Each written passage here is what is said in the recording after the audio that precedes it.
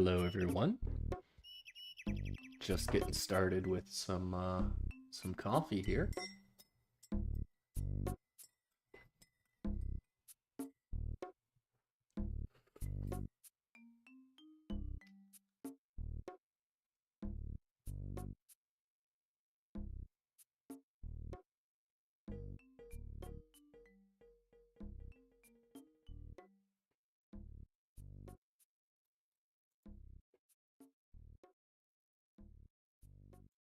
Let's go ahead and get set up for Araxxor.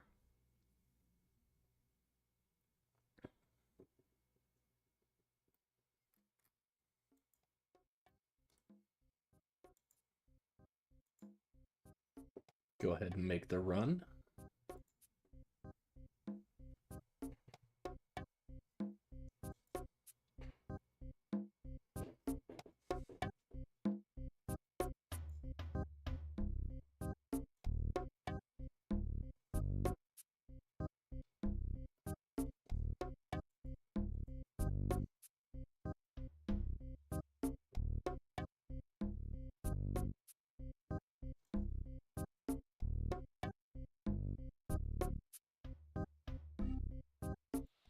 All right.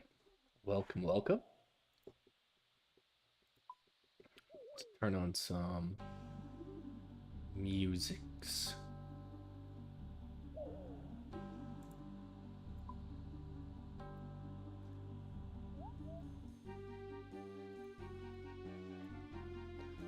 Welcome in, welcome in. We're going to be doing some Araxxor tonight. Just straight up destroying Araxxor, so that hopefully we get the pet. Wouldn't it be wonderful if we got it right now? We have 81 KC left on this task, and then potentially use the Slayer Cape to get a second task back to back. We are at 2,000 KC. We started destroying Araxxor around 1,700, so about 300 kills with the double pet chance. I don't know how to calculate it out for total percent chance of getting the pet, because went from 1 out of 3,000 for the most of the kills, and now it's 1 out of 1,500.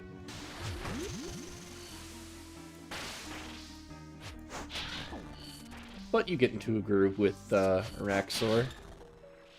The one thing that I'm not too big a fan of is when you're killing Araxxor for the loot, you can sometimes get supply drop, and those can help extend trips. Now would be a good time to eat because we're not dealing damage anyway.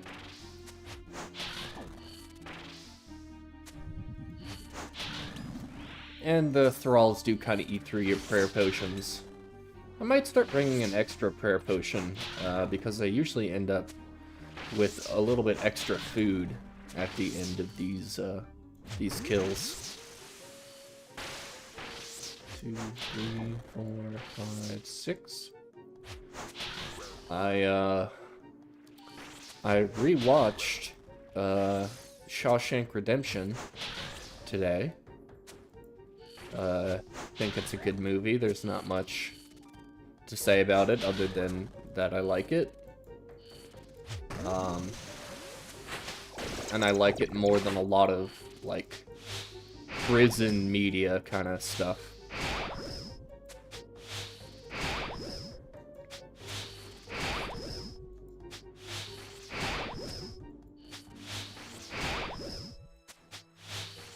I was actually looking at, like, other prison movies to watch, and I'm like, well, why go with something that...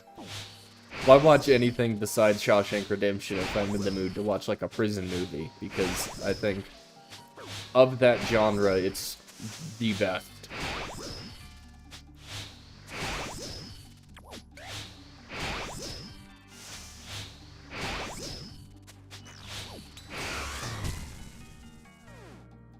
just barely got out of that with, like, 1 prayer point.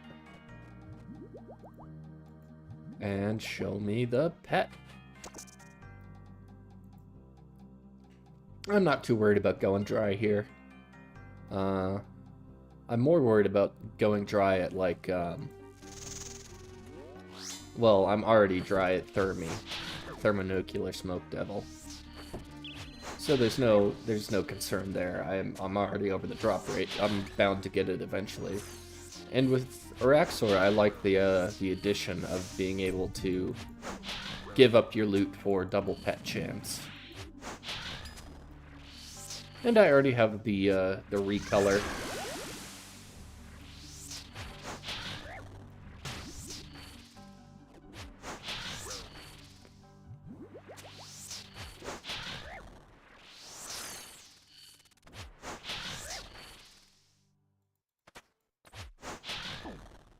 So as soon as I get the pet, I can go ahead and get the transmog, not the recolor. It's the same colors, but it's just a transmog.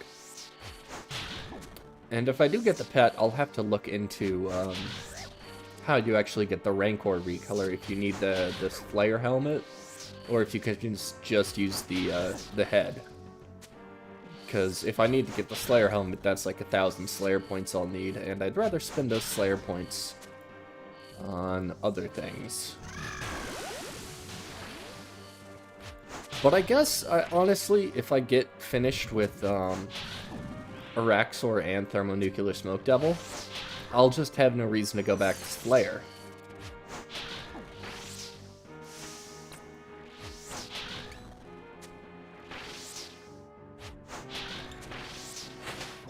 That's a little bit depressing. Because Slayer is my favorite skill. Probably not early Slayer. Probably after, like, level 60 Slayer is when it starts to get, like, actually fun and profitable. And I really enjoy boss tasks. Especially Slayer bosses.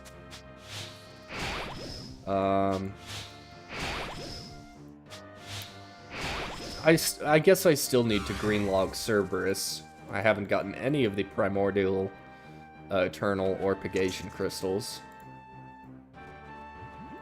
Let's drink our Divine Ranging.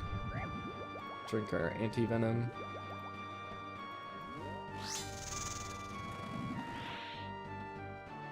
Nice, hit the hammer.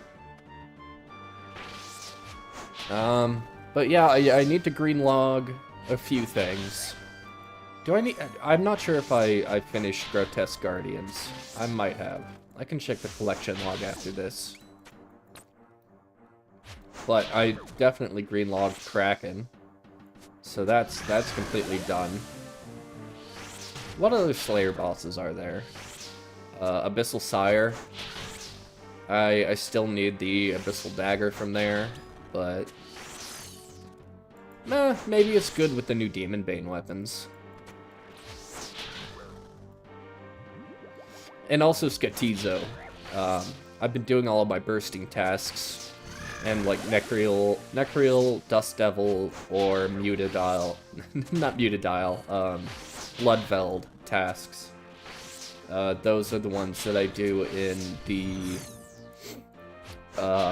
Zaya Slayer dungeon, so that I can get chances at Skatizo, because I'm coming up on drop rate for that. I do expect to go a little bit dry on that.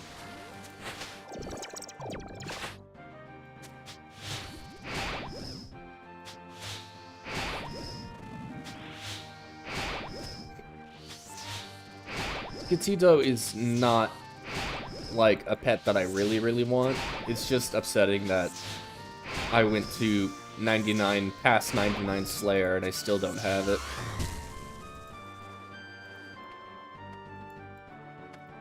Eat, drink. Drink one more. Would have received an Elite Clue Scroll. Okay. But it is a fairly easy pet to get. If I ever do want to get it, I'll just need to, like, do some bursting in the, in there. Or you know what I would do? If I was, like, rebuilding again, I'd probably sell everything besides, like, Tebow. Buy a scythe. And... yeah, I would sell everything besides the Tebow. I would buy a scythe, probably, because I want to do Theater of Blood more. And then I would rebuild at the Black Dragons down there. And hopefully get more pieces for the Skitizo attempts that way. What I'm saying is Skitizo is easy to get if you really focus in and go for it. With other Slayer pets, you have to get the boss task assigned, and then it's a gamble, and you only get like 1 to 200 attempts per task, so they are a lot harder to come by.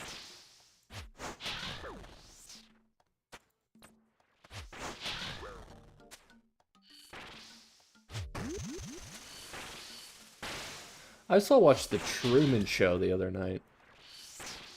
I'm sort of on a kick watching these older movies, but very good ones, because I'm not gonna say like, oh, no good movies ever come out anymore. I'm sure they do. It's just harder to find really quality movies nowadays. You kind of have to give them a few years for them to settle out, and then people look back and say, oh yeah, that was a really good one. Like Parasite. People were ranting and raving about Parasite when it came out. Same thing with like Squid Games.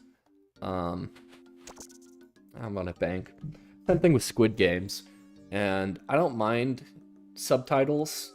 I'll admit that I watched the dub of Squid Games because I was playing RuneScape and I didn't want to read the subtitles the whole time. But I'll probably watch Parasite eventually when I'm like AFK fishing and I don't need to stare at the screen. But in Japan they have the same problem with subs versus dubs, but for King of the Hill. Because there's something... It's the same argument. Like, if you're not watching it in its natural language and its natural accent, you're losing a lot of context-dependent stuff. Especially Boomhauer. Apparently, Boomhauer in the Japanese dub of King of the Hill is much more coherent than Boomhauer is in the English version. And if you watch King of the Hill, you know what I mean. I catch like every 4th or 5th word he says. And I speak the language.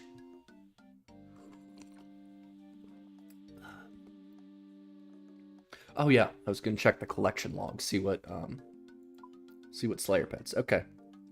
So yeah, Abyssal Sire, we still need the jar and the dagger. Hydra, we just need the jar. Araxxor, we just need the pet. Cerberus, we just need the crystals, and those should be fairly easy to get. I'd give it no more than like 1500 KC, and I'd have this thing green logged. What else? Dagnath Kings are sort of a Slayer boss, not really. I only really do them on a Slayer task. But those pets are 1 in 5,000 each, so... that's gonna take a while. Fight Caves, Fortis Coliseum, General Grotesque Guardians. I just need the Jar of Stone.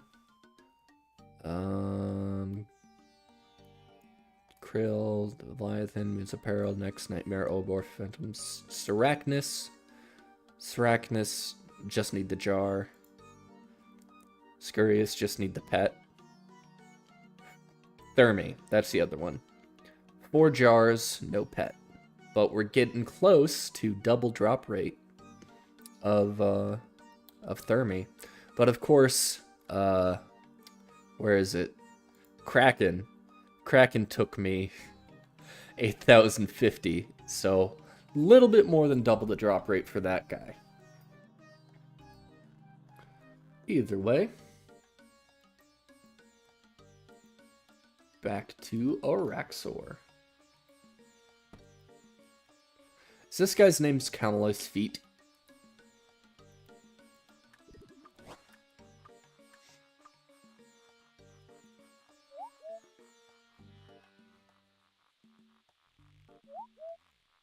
Just leave him with that.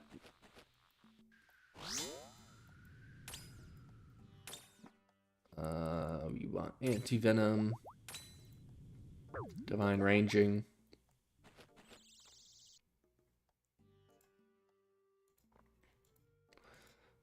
And back to it.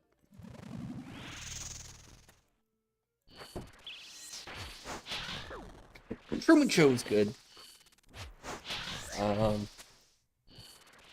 Thinking, what other classic movies should I watch? I watched Klaus for Christmas. That was a 2021 next Netflix movie. And it was really good. I enjoyed it. Not too serious of a movie. Stakes didn't get too high. It didn't take itself too seriously, but it was cute and it had a nice ending.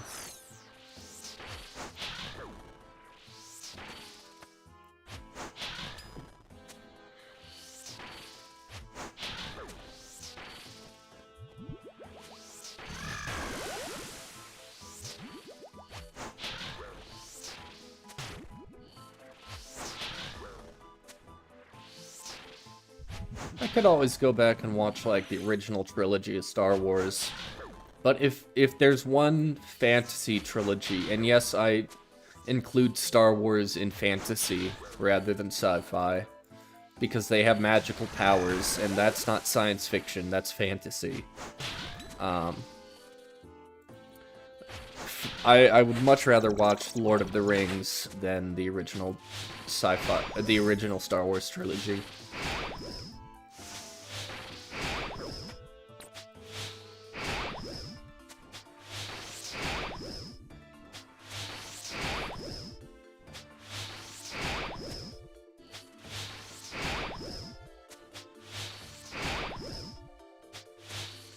Just focusing in here.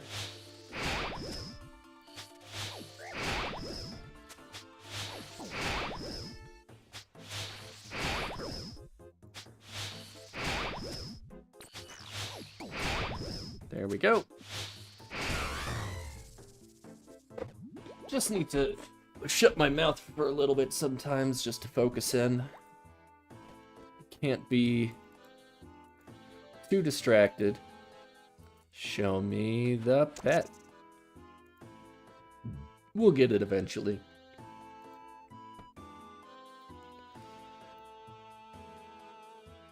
Well, what movie should I watch? If I had infinite time, I would watch way more movies that are awful. Like, I watched, what was it? Jason X? It's like Jason gets unfrozen in the future and is put on a spaceship. That was one of the most funny bad movies I'd ever seen. There's this, like, age, there's this turning point in the lifespan of a horror series where it goes from being genuinely scary and taking itself seriously to they know they're fucking around at this point, and you just rip people's arms off and make a pun about being handy or something.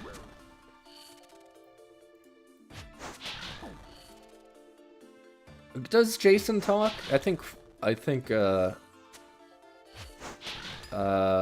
the guy who's in your dreams is the guy who makes all the puns and kills people in stupid ways. And then there's the Final Destination movies, where each movie in the Final Destination series, it just gets more and more stupid the way people end up dying.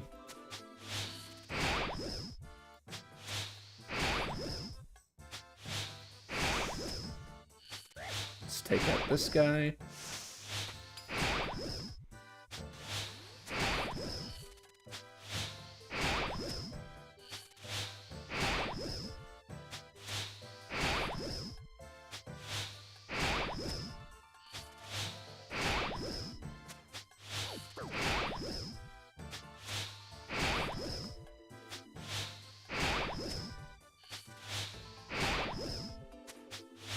Come on, 1 damage, really? Gonna leave me at 1 damage?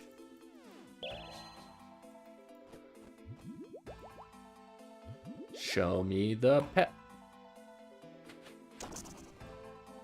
Divine.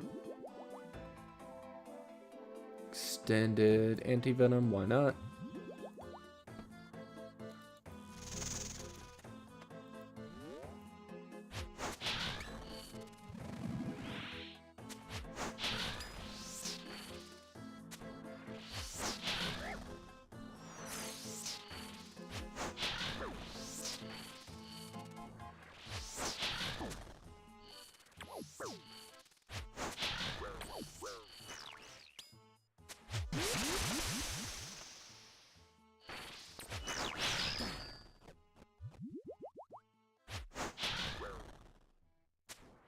Let's move ourselves around this way. Back up some more poison over here while we wait for this guy to run in.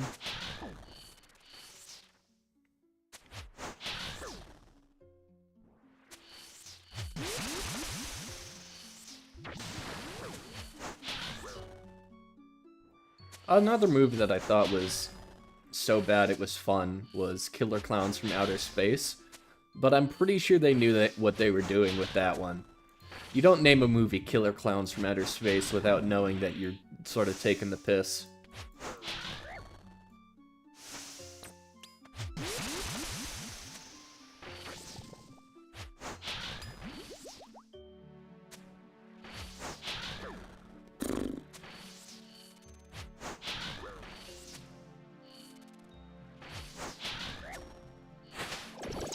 And let's take out this guy, and move, and move, move, move,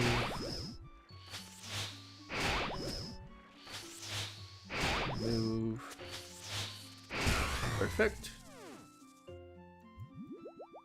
Show me the pet.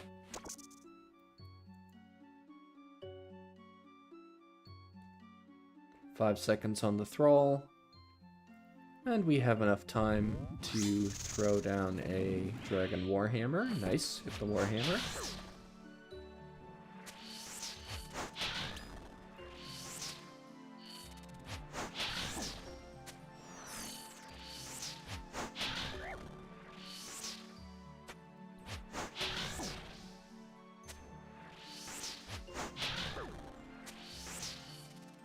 Oop, messed that right up.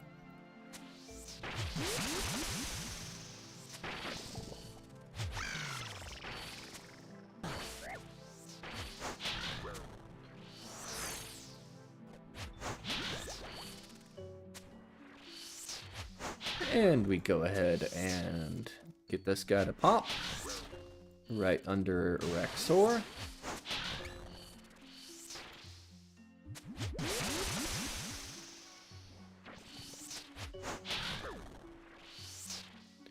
Got myself a little bit of coffee for tonight.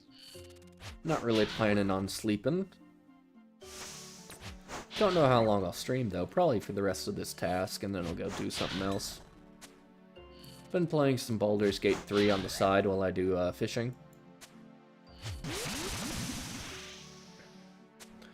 There's a lot of, like if we look at our skills here, there's a lot of skills that are sort of second monitor content.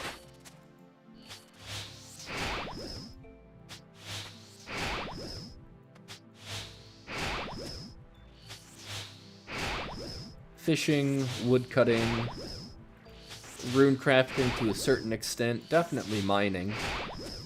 Shooting stars mining, definitely.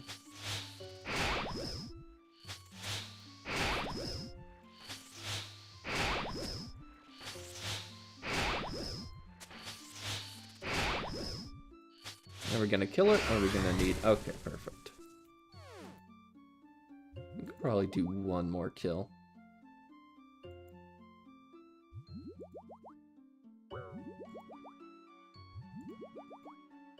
Show me the pet. 5, 4, 3, 2, 1. It's weird to count seconds instead of ticks.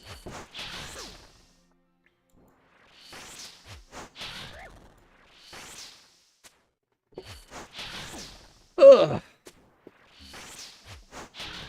Gonna have to take a quick break after this, but I'll be right back. Okay, the green guy popped over here. We're going to get Araxxor to do the same.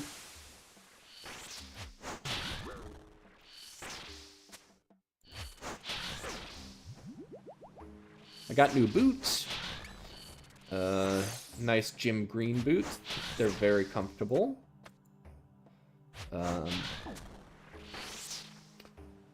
was sold on them because they are high quality, not too expensive, and 1 in every 10 boots sold is given to charity. So I thought it was a nice gift for myself, while also, you know, not going too overboard.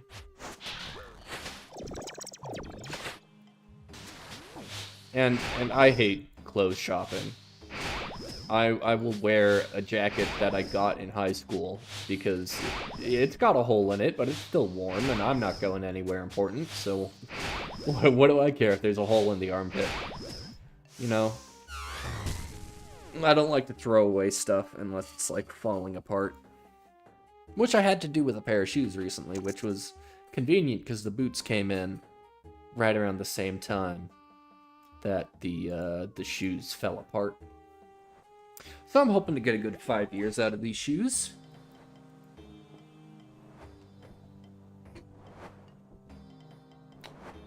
I'm going to bank, head back to Araxxor. 1, 2, 1, 2, 3, 4.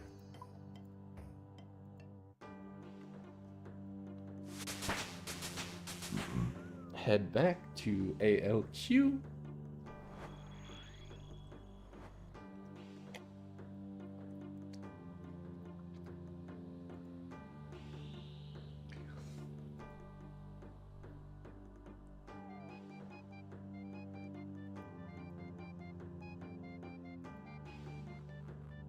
My goal for next year is to definitely get the Infernal Cape. That's a big one. I might go for the Quiver after I get a Scythe. If I get a Scythe. I'll get a Scythe eventually, so yeah. Go for the Quiver. I think all Slayer pets is easily doable next year, unless they come out with another Slayer pet. Anyways, I will be right back.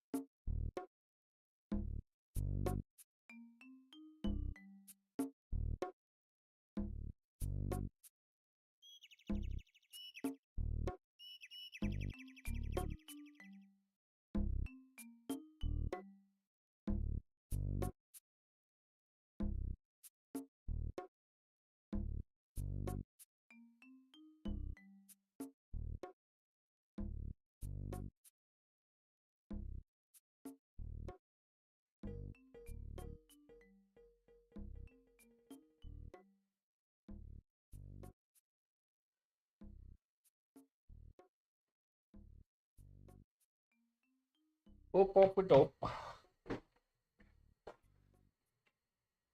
am back. Welcome back.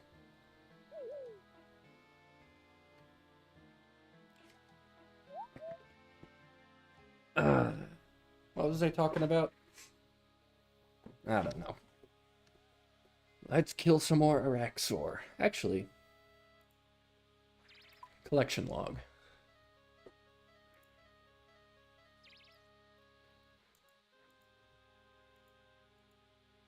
No skilling pets.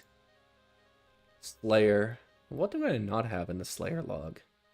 Uncharged Trident we don't have. Drake's Claw and Drake's Tooth, because I never do Drake's. Wyvern Visage, never gotten that. Some heads.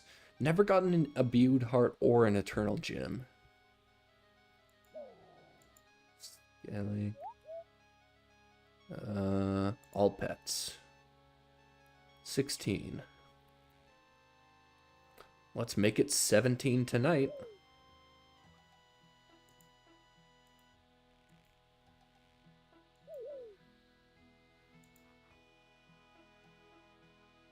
Creature creation, what's that? Is that the Tower of Life?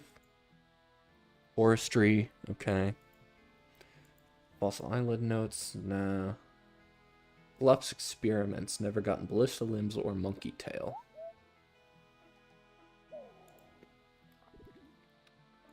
Random events, what am I missing? The zombie stuff?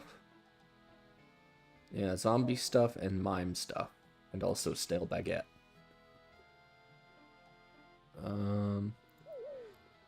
But I want to see... Actually, let's go to our Slayer log.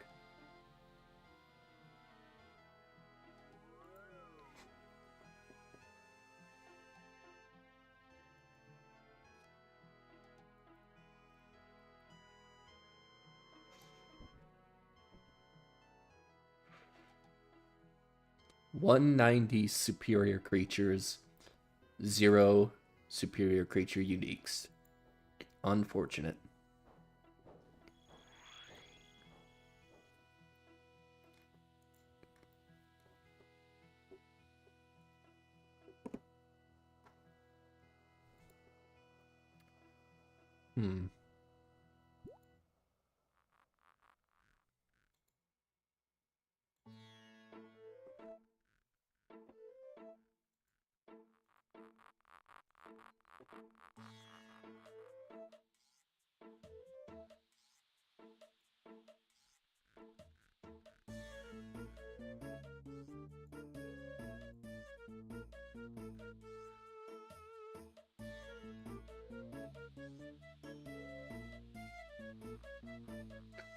Let's go ahead. I'm gonna have some more coffee here.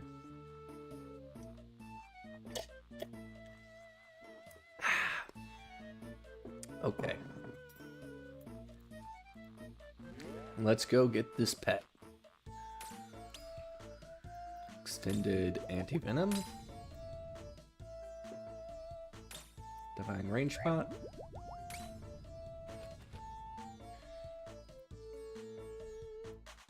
Resurrect Greater Thrall.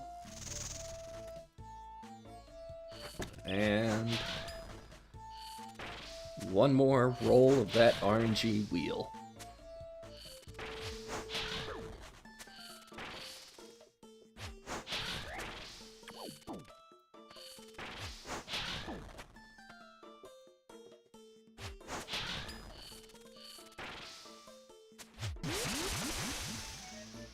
KC, 2026. 2026 KC at the moment. About 1700 without destroying it, and now we're just going for the pet, so since about 1700 KC we've been straight destroying the boss. So no loot, but decent chance at the pet.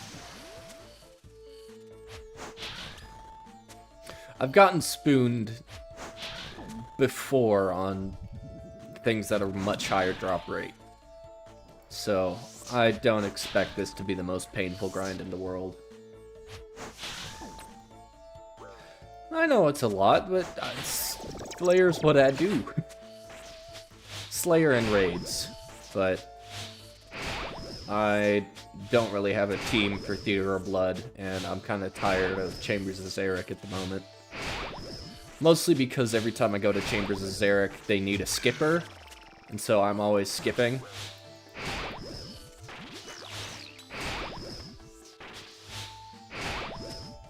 And that gets a little bit boring. I know the other roles aren't too exciting either, but a little variation would be nice.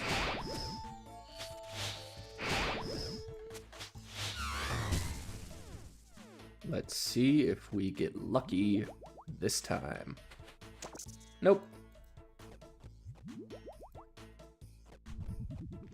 It's okay, we run it back. Yeah, but I have been doing a few Theater of Bloods. I think I have like 7 to 10 KC at the moment. And it's a pretty good raid. I think it's enjoyable. The thing about Theater of Blood is you know when you fucked up. It's very clear and telegraphed what you did wrong. So you know next time what to do. Whereas in Chambers of Zarek, it took me a long time to learn how to set the head, because you can just... if you're not counting the attacks correctly, it's very hard to tell where you are in the cycle.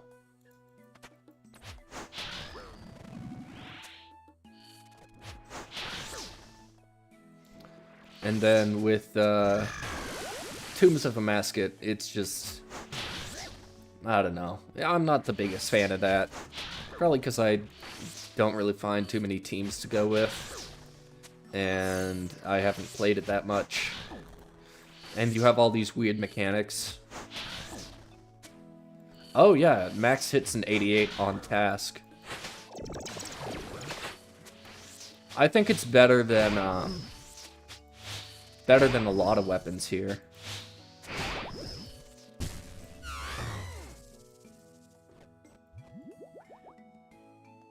You don't do raids? I'd say get into it. Check out the We Do Raids Discord. They're always bringing learners. They have mentor raids. They don't really teach Theater of Blood, but they'll teach you Tombs of Mascot or Chambers of Zarek, and then there's like other more dedicated servers that can teach you Theater of Blood if you're trying to get into it. But raids are a good time, and you can get...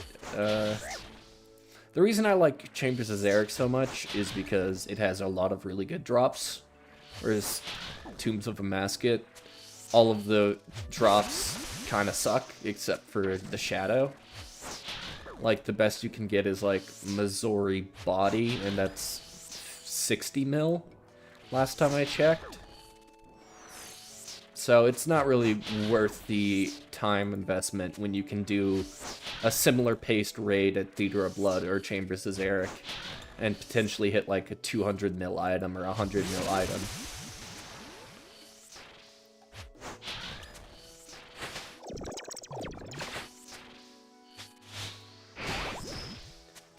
Oh, yeah.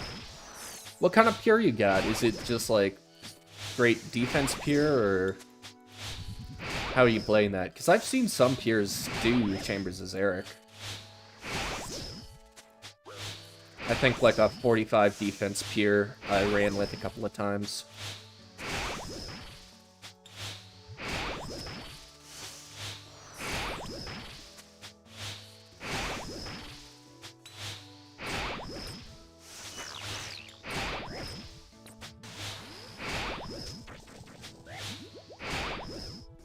.60 attack pure. Okay, is that for PKing, or is it just how you like to do the content? 1 defense, 60 attack. Well, I'd definitely see you as a threat if I were in the PvP worlds. The only pure account I have is a free-to-play PKer, and I have not touched that in probably over a year.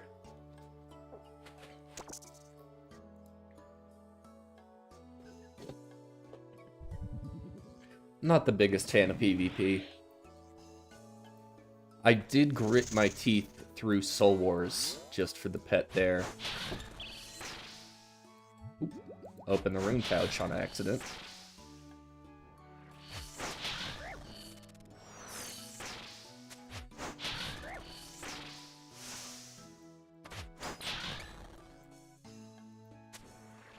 But yeah, I'm at, what, 26 million XP in Slayer? I would say I like Slayer. Haven't PK'd in years, I see PK videos all the time, and, it seems too stressful for me. I couldn't... It seems like there's just such a high bar to entry that if I want to stand a chance fighting somebody, I would either need to go with a very budget build, because I don't want to be paying for membership for an account that I'm just going to lose money on.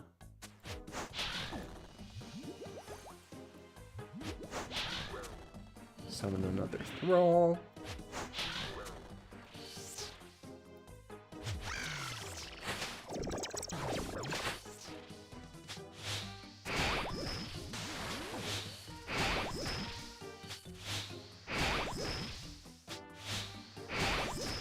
Just gonna focus in here for a second.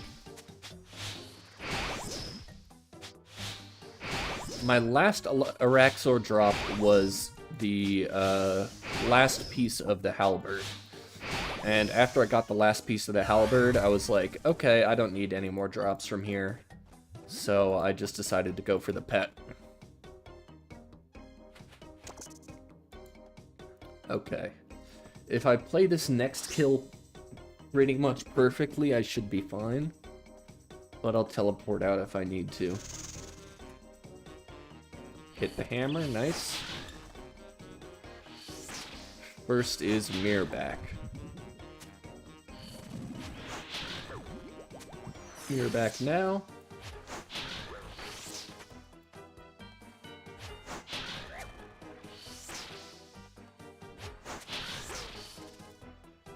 And then over here. What kind of content do you do on your Pure?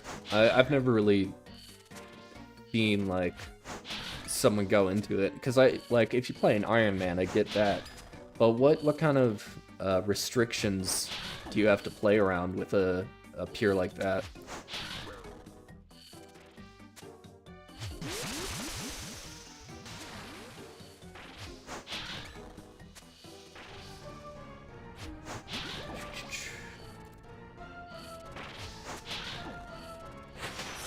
I think we can pretty easily breeze through this last phase.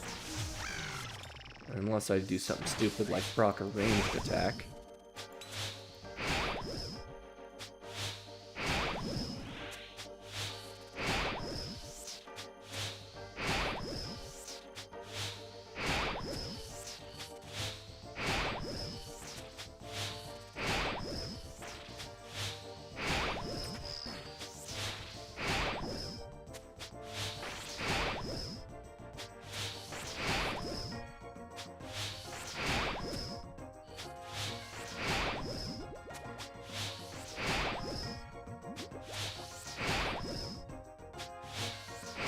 Okay, there we go. Fully out of supplies. And nothing. Oh well, 67 more chances.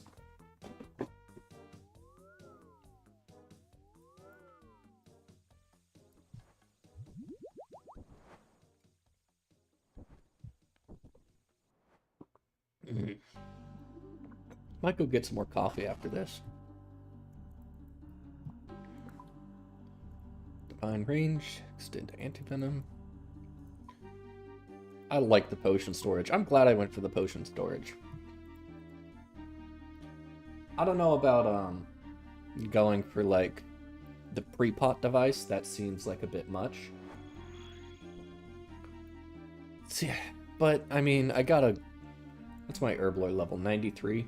Might as well go for the pre-pot device at least while I'm still training Herblore. That way it's not a waste of XP and supplies.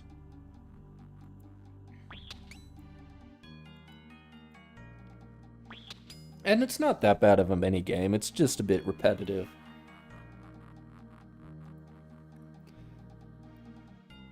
And Herblore is expensive anyway. That's my last buyable. And then after I'm done with that, it's on to the second screen skills. Like woodcutting, fishing, Mining. Agility, you can't do second screen. Runecrafting, not really. Hunter, not really. But Hunter is... I have a reason to do Hunter with the Hunters Guild, because I do want that pet as well.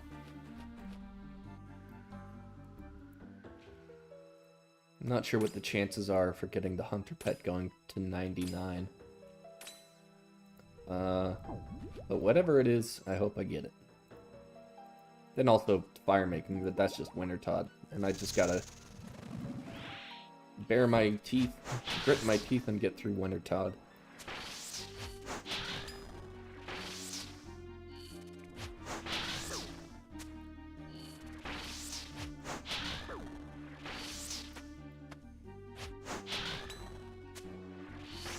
I'm thinking I could probably max in the next year. You got it at 94? Oh, nice.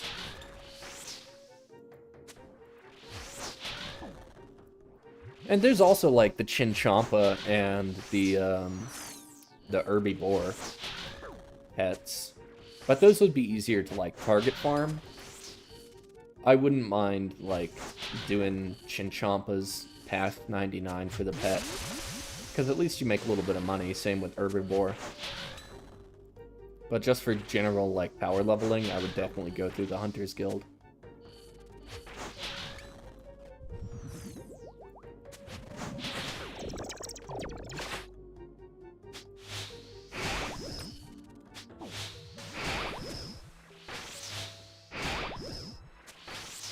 Oh, yeah. The best part about the Chinchompa is you get the Chinchompa, and then you sit there for 3 hours spamming to get the golden Chinchompa.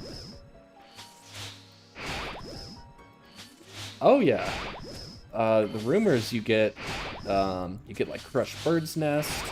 If you still need to train Prayer, you get the bone fragments as well. You get like the hunter meat and all that.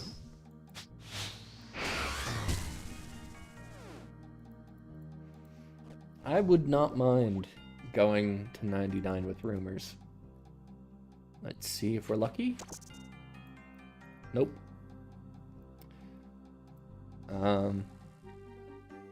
Yeah, and it gives a little bit of variety to hunter training. Oh, forgot to pray.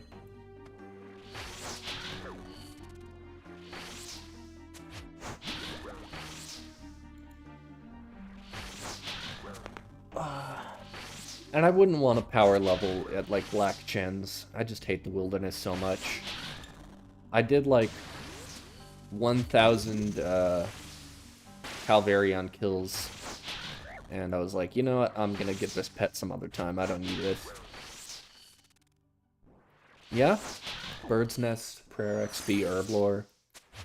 A lot of really good stuff from rumors. I haven't gotten XP, or I haven't gotten the XP or the level for the expert rumors yet, but looking forward to that. I heard Moonlight Antelope is really good, but I just don't know where to use it, right? Because at something like Vardorvis, which I did quite a bit of recently, something like Vardorvis, you want instant heals, so you want like Angler and a Cromwell. But the antelope meat gives you, like, a bit of health up front and then a little bit over time. And for something where you need, like, more health over time rather than quick heals, it's just better to bring Cerebrus, right?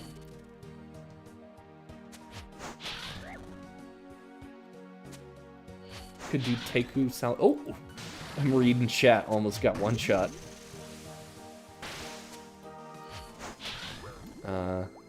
Yeah, the new salamanders, those might be fun.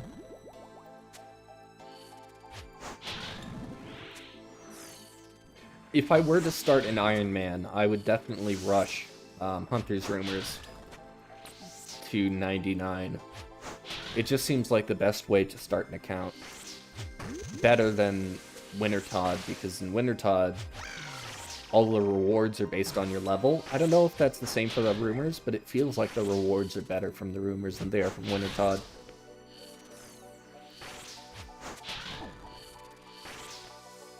I have an Iron Man, but I don't play it very much. Maybe I'll play it more after I'm maxed. But I don't really have a reason when I still have so many goals I want to get on this account. Because I want to see at least one Mega Rare in my name from Raid before I play any other accounts, I guess.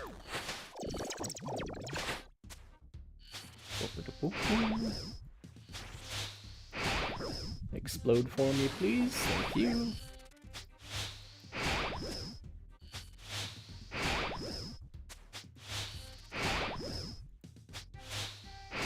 There we go. Oh yeah, 99 Hunter for sure. Because you get what? You get Chinchompas for really fast range training. You get the Salamanders for, like, Barrows runs. Don't you get, like... Isn't there a really good set of armor that you get from Hunter as well? Your main is also probably going to get 99 Hunter first. That's a good idea.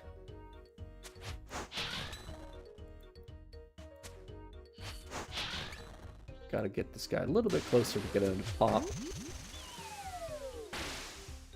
Yeah, mixed hides. Mixed hides are really good. Because then you can do, like, Chambers to Zarek and bring less switches for just more supplies. Oh yeah, Moonlight and Sunlight crossbows. Yeah, Hunter just is like... They really polished up Hunter. I hope they do something like that with some of the other gathering skills. Like... I know I know it's, like, kind of shitty at the moment, but, like, if they did, like, a mining contract in the Dwarven City, there's, like, that part in the Giant Dwarf quest where you have to get, like, certain number of ores from certain places and bring them back. If they just, like, polished that up and made it more of a complete system, that might be cool. Oh, yeah.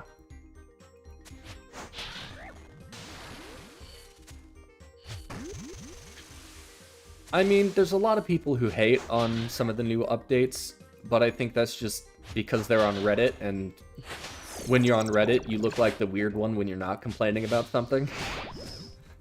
But I honestly think, like, most of the recent updates have been very positive. And you can tell that the game is being worked on by people who actually enjoy the game, as opposed to, like, what's a game comparable? I don't know, it just feels like the people working on Jagex, working at Jagex, really do care about the game, and making it better. Oh yeah, speaking of new players, we hit like an all-time high of players recently. It was during leagues, to be fair, but also the holiday season, people getting bonds, trying it out. Yeah.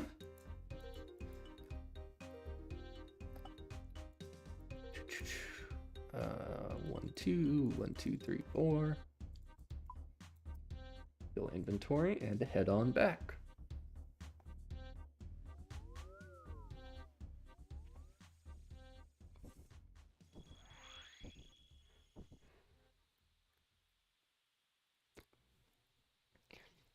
Originally, when I started my new Iron Man, it was going to be a one prayer pier. A one prayer, one magic pier. And I had this idea that, like, it would just be a nihilistic character and be like, magic isn't real, you idiots. Why would I pray to the gods? The gods all left Gielinor long ago, and just see how far I could get with one magic and one prayer. And then I realized that's a terrible idea, and I wouldn't be able to do, like, any content whatsoever. Oh, yeah. The achievement diaries, that's... What I did for building this account was, first thing I got was the quest cape. And that's a huge goal out of the way, to get the quest cape done. Then after the quest cape, I'm like, what do I do now? And I did the achievement cape. And that got me up to, like, base 80s, at least, for all of my skills. And then from there, I just went raiding, and when I got, like, a big drop from raiding, I would go do a buyable or two. And it sort of just kept going from there. And every once in a while I get a big cash infusion from, like, a drop at a raid or other things. Another thing I do is I Iron Man a lot of my gear. Like, I got the Amulet of Rancor and a Noxious Halberd from here recently. Sold the Noxious Halberd and got a Blade of Saldor anyway, because it's better at raids. I got my own Dragon Warhammer. Other stuff like that. Just small upgrades that I felt, you know, it's better to just get this than it is to buy it. Like, I got my own jaw, Basilisk jaw. Alright, focus in a little bit.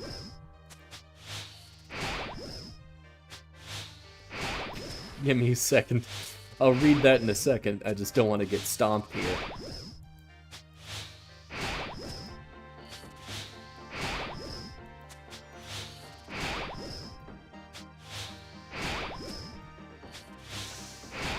Alright.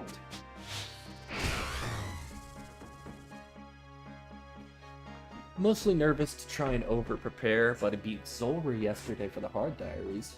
Oh, sweet, dude. Elite Void is great. Elite Void is really good for learning, I'd say, any of the raids. Yeah, I mean, if you have Elite Void and maybe, like, a few Zenites, you can take down raids pretty easily. Mostly because you have way more gear to work with. Or way more supplies.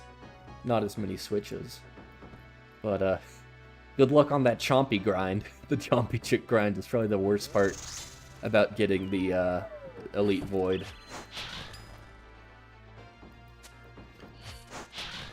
Of course, once you do have the Elite Void, going for the chompy pet is kind of a nice treat afterwards.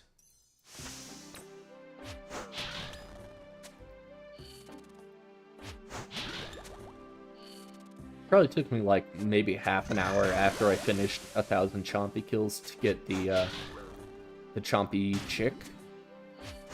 And it's a nice pet. Good one to go for if you just want something to follow you around. My first pet actually was Chaos Elemental. But chompy chick is also a good one.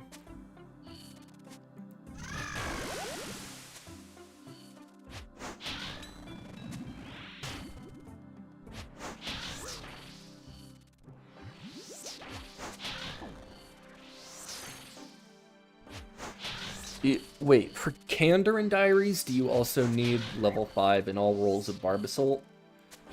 Or is that the Fremenic? Got range and mage Zenites. Those are really good upgrades.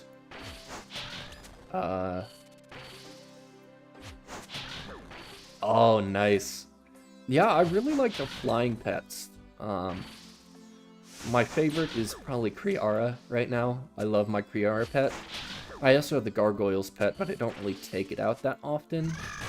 Because it's kind of boring, just, you know, a gray guy walking around behind you. Oh, yeah.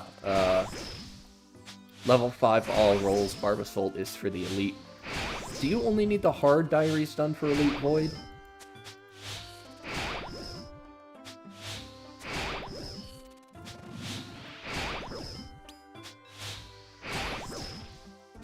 It's been a while since I got it, so I'm not really sure.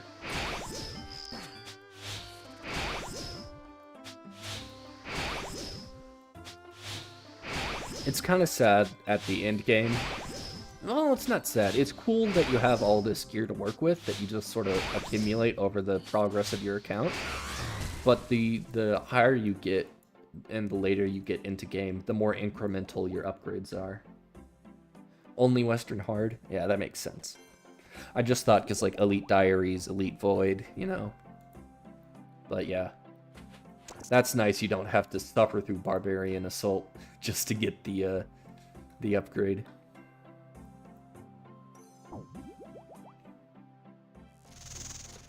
Oh yeah, Vorkath is good. I just sort of haven't done it in a while because no reason in particular. It's just I would want to do it on a Slayer task, but there's really no DPS difference between doing it on or off task if you're using Void anyway.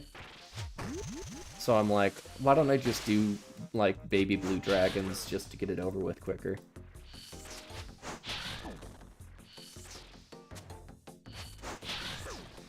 Yeah. The only thing I'm really missing from max range is the Tisana's Quiver and the Venator Ring. Which I had the Venator Ring at one point, but I sold it when I got my T-Bow. And I've sort of been building up since then.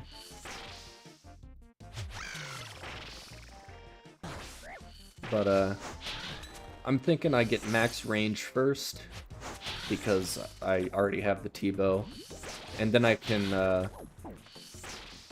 work my way up to, like, max melee next, and then max mage will be the last one, because, you know, I can probably Iron Man a shadow for myself if I just do solo raids. I can do, like, solo 300s at, Tombs of a Masket.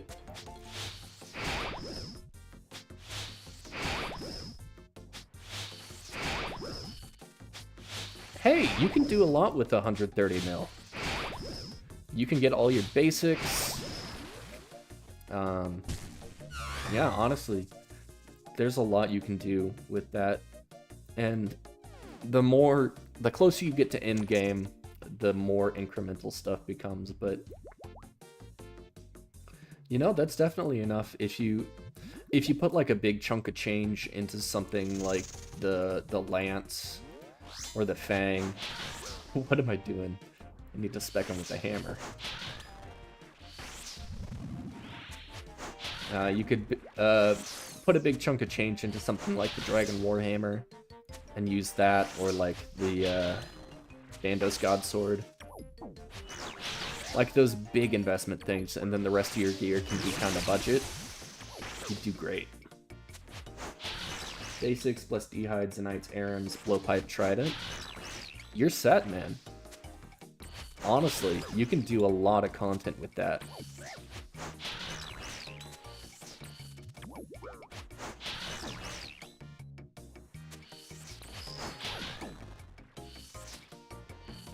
This Dragon Crossbow, so I can spam Bork for money. Oh yeah.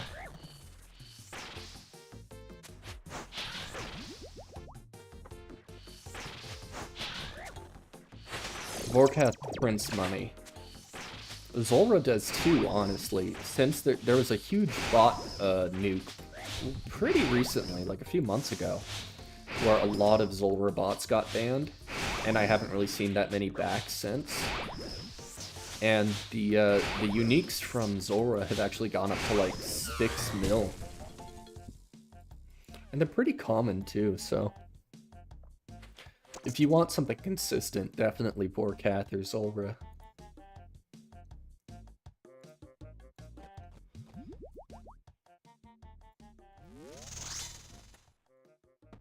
Throw a hammer on you.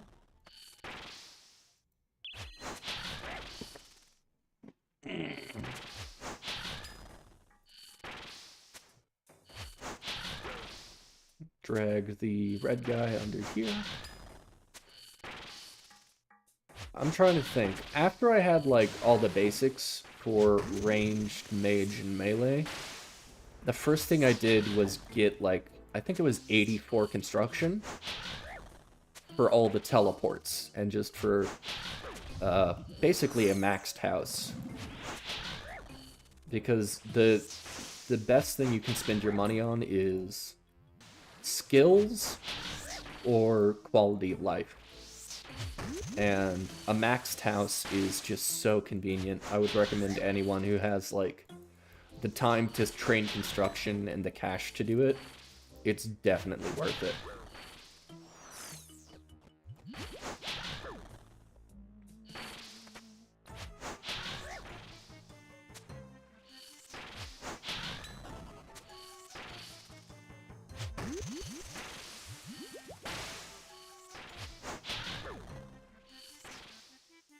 And then 99 construction is just so nice for the construction cape.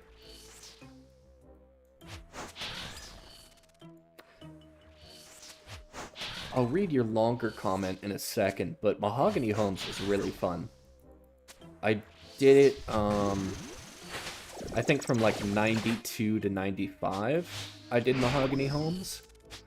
And then I was like, you know what, I'm gonna straight power level, and I did, Mahogany benches from 95 to 99. But to get to 84, I just did the wall-mounted cape. What is it? You get the champion's cape or something, and you... Not the champion's cape. You basically just teak stuff to 84, because it's fairly cost-effective. Zulrah learned cool mage only skip for blue phase trick makes about 2 to 3 trips. Better at swapping prez and attacking it. Yeah, it's all just learning. Here, let me show you.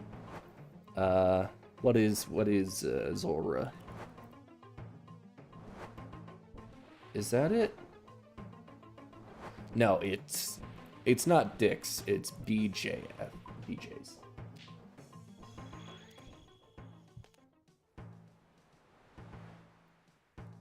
Oh, yeah. Want to get those Dragon Hunter items. But I'll be honest here. Let me show you. I've done a decent amount of Zulrah, but,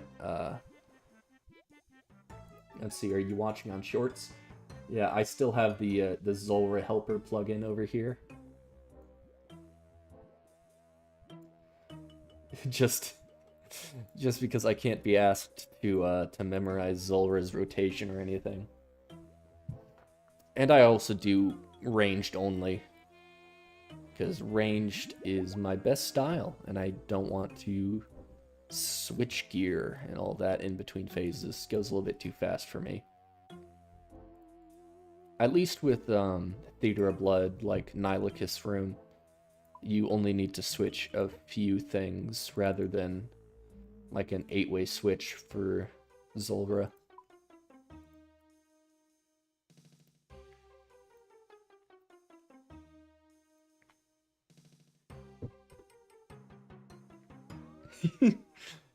Yeah, I mean, if magic's your best style, then just go for magic.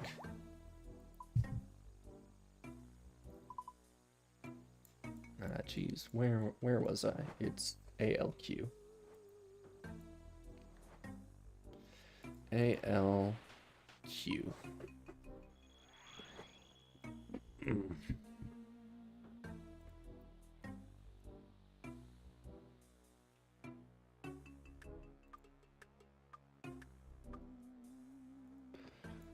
Go ahead and come back this way.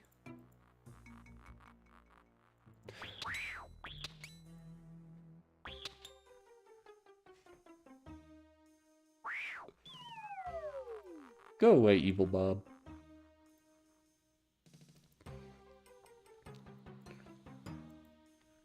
There's a lot of grinds I want to get done. Like, I want a green log Kriara. I only need the Armadillo Godsword hilt to Greenlog Kriara.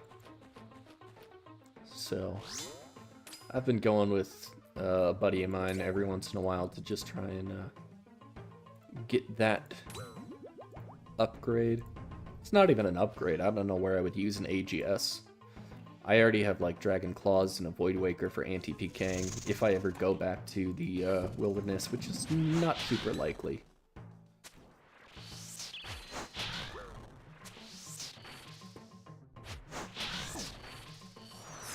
More likely I'm gonna do after I finish with most likely after I finish with the Slayer pets, I'm gonna go for the Desert Treasure 2 pets. Because I have one of the pieces for the Void Waker axe. Not Void Waker, Soul Reaper axe. I already made one entire Soul Reaper axe, but I have an extra piece. So I might as well go for another complete set. But yeah, I don't like the wilderness. Nothing against it, I just don't like the I don't like being harassed in the middle of PVM. I'd rather just do PVM in peace. I will eventually have to go back there for all pets, but I'm gonna put them off as long as possible. And just hope that I get spooned. I already did the two hardest, or the hardest wilderness pet. And it's not hard because the boss is hard. No, I did Scorpia. And the only reason Scorpia is a hard boss is because it's deep wilderness and it's multi. And so you just get harassed by these gangs of roaming... These gangs of roaming barbarians running in and killing you. But that's the... probably the worst wilderness pet to get because it has the worst loot and the most danger from PKers, in my opinion.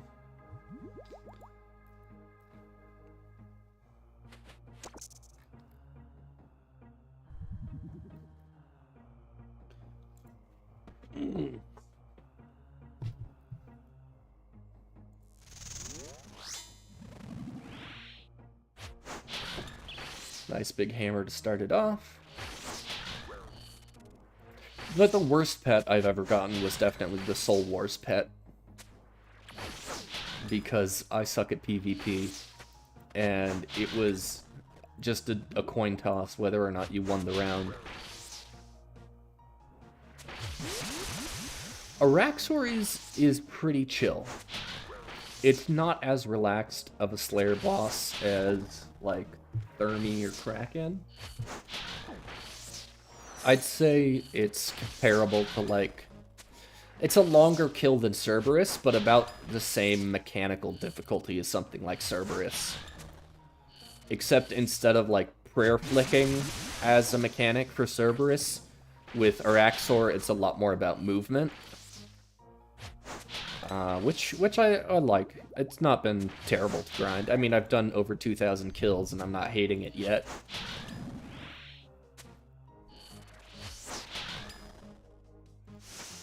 Rewards are good, too.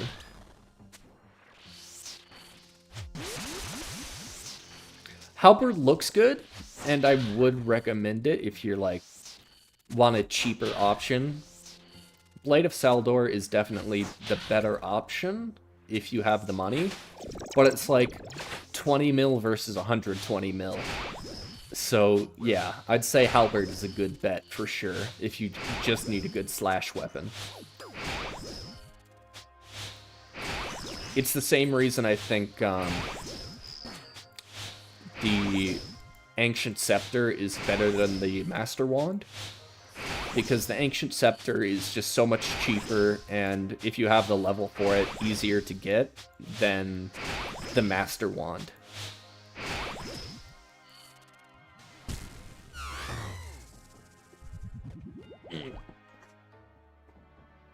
Do we get lucky on 2040? Nope.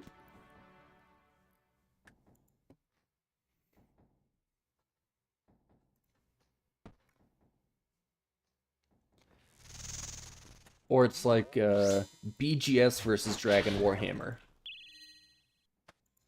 Oh, thank you for subscribing. Good to have you with us. I've been enjoying chatting with you. And I hope you enjoy. I got plenty of videos on the channel if you want to check those out after the stream is over. But hello, King. How are you? We're just going for the pet at Araxxor right now.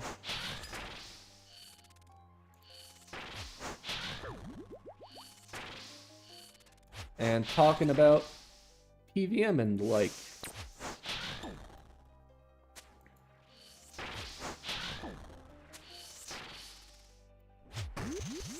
And walk. And this is what I mean when I say like Araxxor is just about movement. And it's why I like T-Bow here. Oh yeah, Ancient Scepter is really good. And you don't even need like the Desert Treasure Crystals to make it better. Just the straight Ancient Scepter from Muspa is a really good item to have.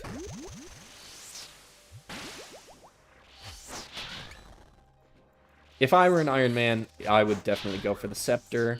Same thing with, like, Dragon Warhammer.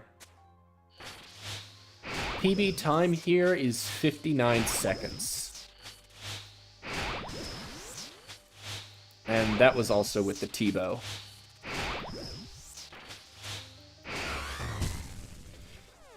But a lot of it just has to do with RNG. Like, 59-second PB was definitely a fluke. I haven't really gotten close to that in a while. Just one of these kills, the T-Bow just straight ripped through him. But yeah, I think the Scepter is easier to get than the Master Wand. And I think the Dragon Warhammer is easier to get than the BGS. So if I were going to do those grinds again on an Iron Man, I'd probably still do them the same way.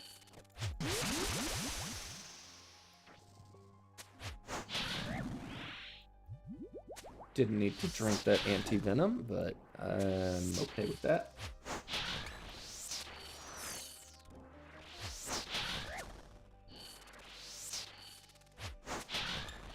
And I think the Perilous Moons update is great for Iron Man. Like, you don't even need to do Barrows anymore. Really. I mean, you can do Barrows. I'd say maybe Aaron's and Carol's from Barrows. And then Bloodfire Tacits and a Fighter Torso. And you're set for all three styles. The one thing I would hate to do on an Iron Man is just farm, like, medium clues. I don't know if I could stand the Ranger Boots grind or the Wizard Boots grind. Or no, it's not Wizard Boots, it's Infinity Boots you need, right?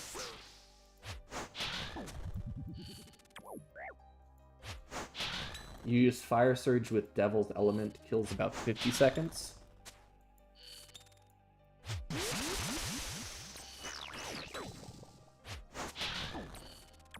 Yeah, I just don't rush through the kills. Darox is actually a very good set to have, especially for farming Nightmare Zone. I did a lot of strength training with Darox at Nightmare Zone.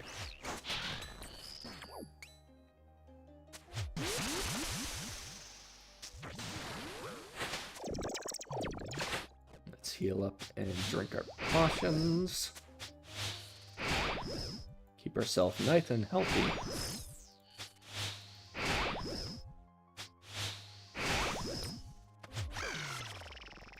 Just gonna focus in here, and there we go. Blood Moons, they're not too bad. Especially if you have the skill levels to basically make your own supplies while you're in there. You can spend like a whole day at the Perilous Moons and probably get a fair few. You can spend the whole day at Perilous Moons and probably get a fair few items. but there's no real reason for me to go there. Doesn't have a pet, so I don't think I will do that. I'll still do, like, low-level content if it has a pet. Like Scurious. Did 800 KC of Scurious. And no luck, but eventually we'll get it.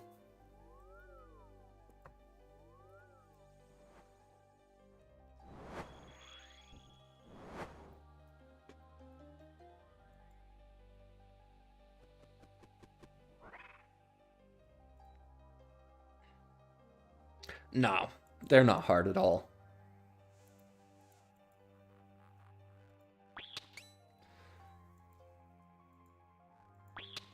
Oh yeah, for sure. I'll never discourage someone from doing the low-level content. Or the medium-level content, I should say.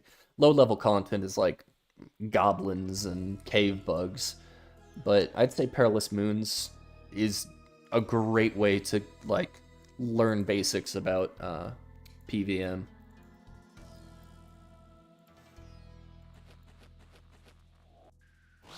And it's all self-contained. It's sort of like a mini raid that you can do solo.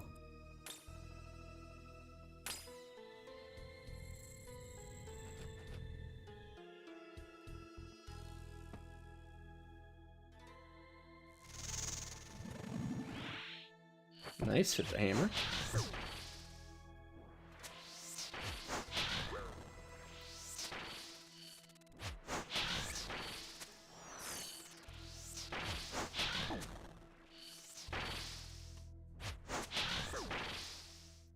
I do think I need to do a few... Uh-oh. Run was turned off for that. 5, 6... I do think I need to do a few more combat achievements. I'm really close to, I think, Elite. And Elite combat achievements would be great for God Wars. Not sure what level of combat achievements you need to make your thralls last longer, but that would also be a really good upgrade. I'll have to look into what all I could get done fairly easily. I'm sure there's a whole bunch of easy combat tasks that I just, like Obor and Bryophida. Those would be easy to get done.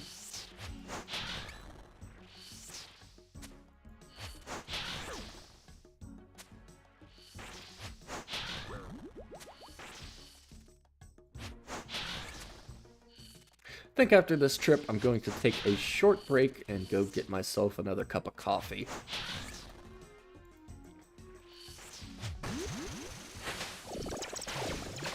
Two, 3, 4, 5, 6.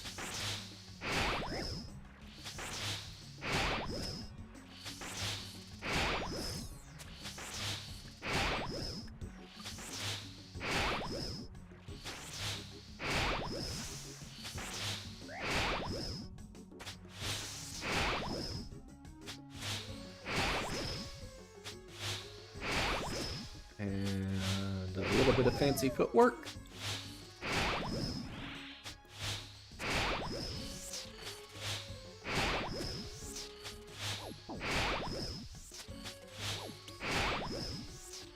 There we go. Grandmaster is 100% thrall link. Let me... Here.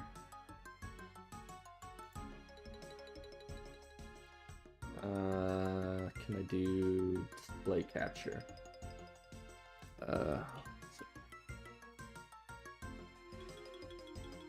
Oh. OSRS.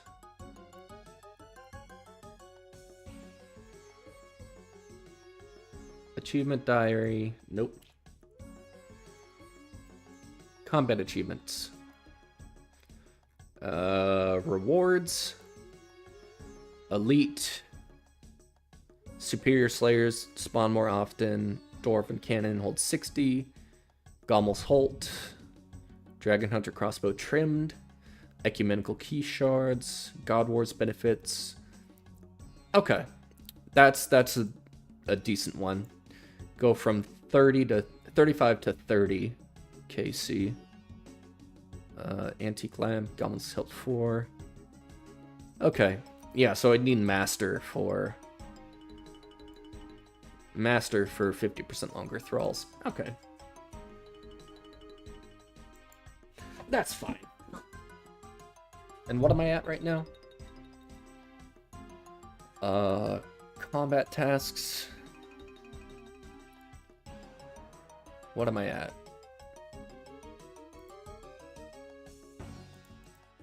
Overview. I think I'm only at hard right now, so elite would be next. So yeah. But I'm sure there's plenty of easy tasks I could get done.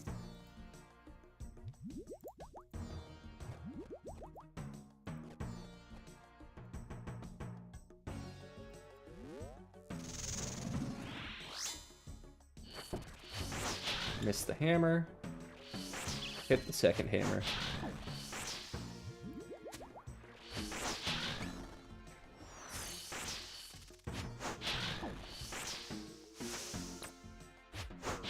There's a Grandmaster task I got done here just for not moving during the kill. I don't know how I got that one, but apparently I did. Maybe when it first came out, I just absolutely wrecked it super fast.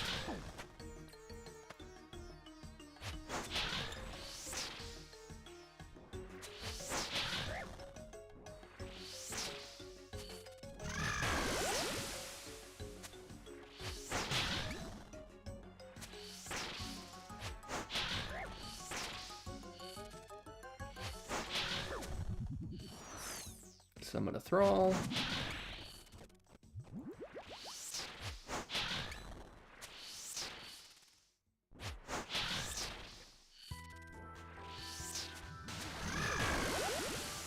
Timed that a little bit wrong.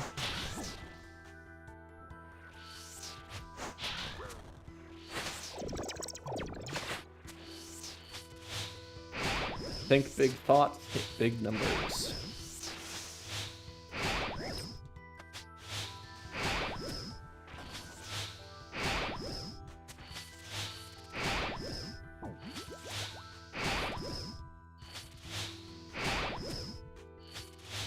Oh yeah, the 6 times in 10 minutes.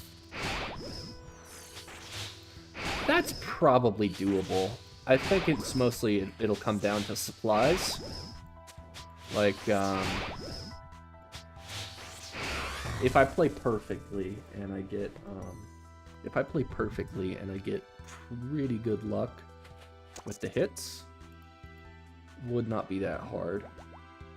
Also, if I went back to killing it for loot, and I get some supply drops, that would also definitely help. Don't have the special attack for a swing with the hammer yet. We'll get it next time.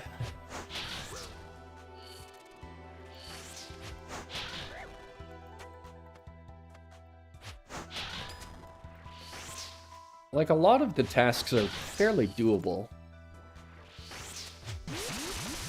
I'm pretty sure I did the one where you do Alchemical Hydra with a Darox. That one was fun. There's interesting challenges.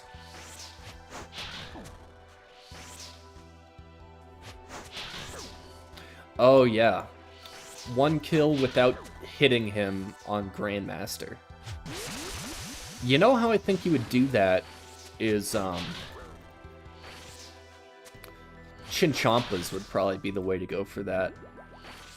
Using the explosive Araxxors, the ones that blow up, and also using like Chinchampas on the other ones, that's probably your best bet for getting that one done.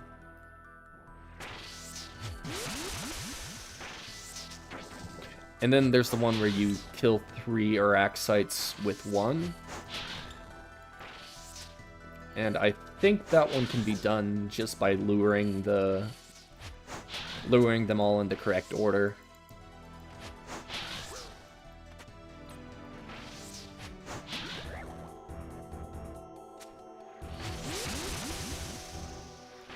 Well, yeah, you without hitting him during the enrage phase, but if you lure one of the other ones under him and attack that with the Chinchampa, I'm pretty sure you would still get the achievement, right? Because... is that how... I'm pretty sure that's how they work.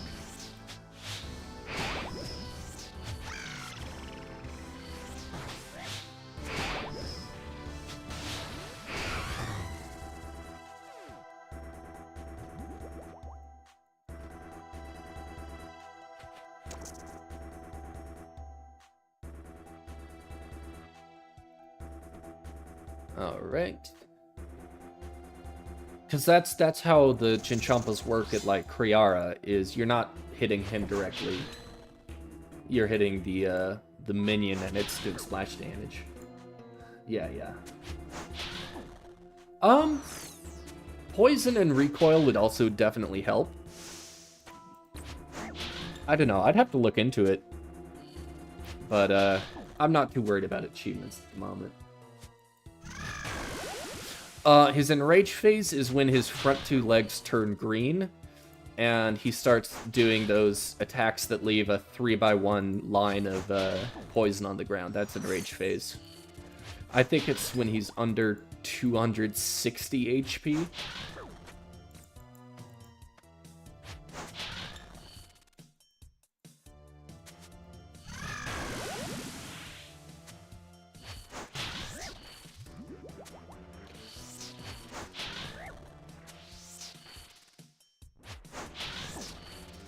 Maybe we just wear a Ring of Suffering. I don't know, Araxxor... can you poison Araxxor? It would be really helpful if you could, but, yeah, see, this is the enrage phase.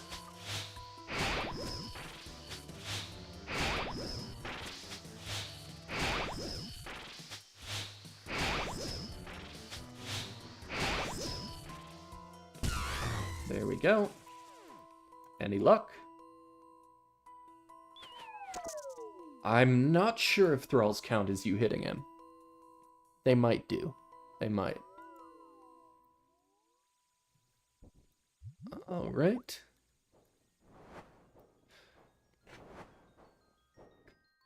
Give me like 2 minutes.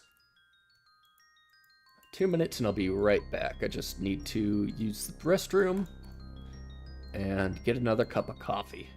I will be right back.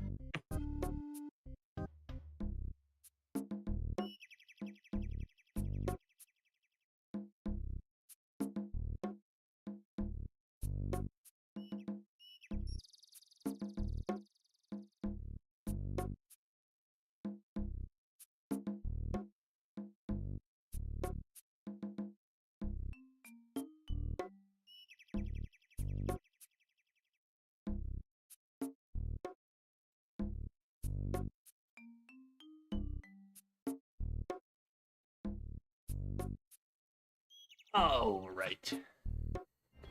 I'm back.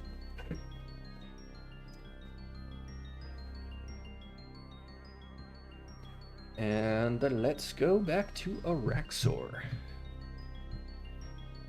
We got 51 more chances this this Slayer task, and then hopefully we can get back-to-back tasks.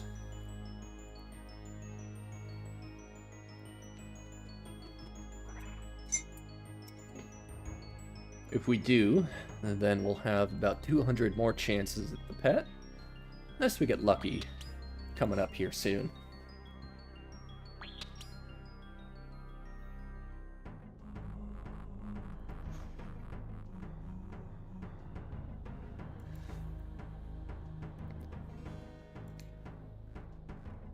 How's a Araxxor plug looking right now? I can show you.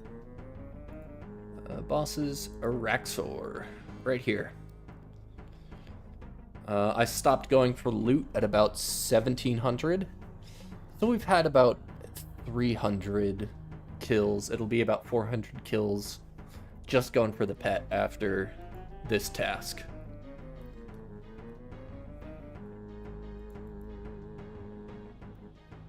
But I have gotten 4 of the jars, the jar of venom. So I'm thinking I get spooned on the jars of venom, maybe I get spooned on the pet.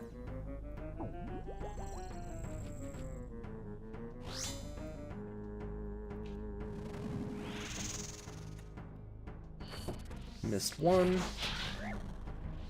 Hit 1, nice.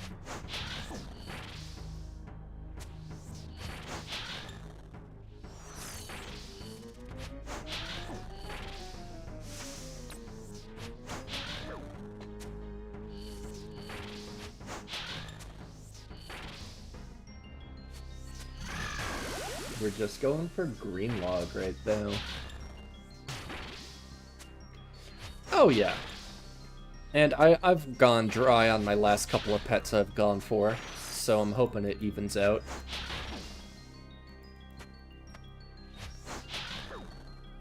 Did 8,000 KC for the Kraken pet, and we're getting close to 6,000 KC at the Thermonuclear Smoke Devil without the pet.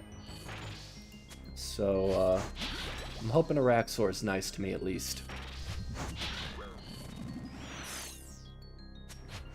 And with double pet chance, it'll be a breeze. I'm really not worried about this guy.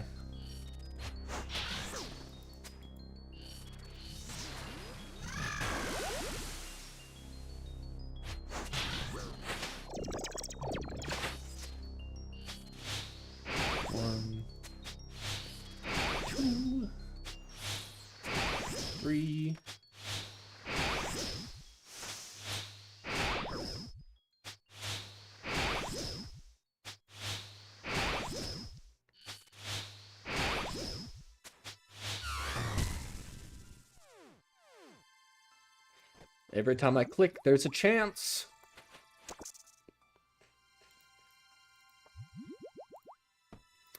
We won't have special attack for this next kill coming up. That's okay.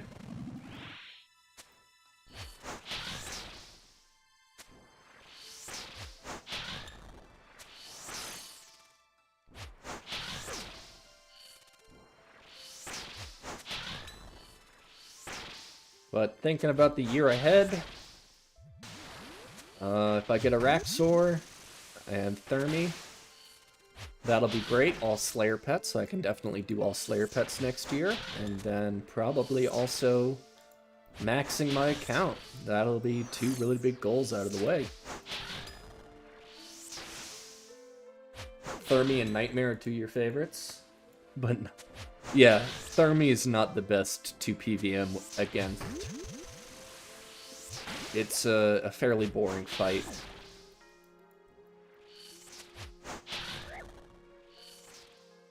I go back and forth with Thermi between just maging it, where you freeze it in place and then hit it with mage, or you teleport to house, or I guess the Narda. You either teleport to house and use a restore pool, or you go to the Narda statue and refill your stats there. And then you just run in and dump like Dragon Claw specs or Crystal Halley specs and just rinse and repeat for like an hour or 2 straight. really not the best boss, which is why I hope I don't go too much drier on it.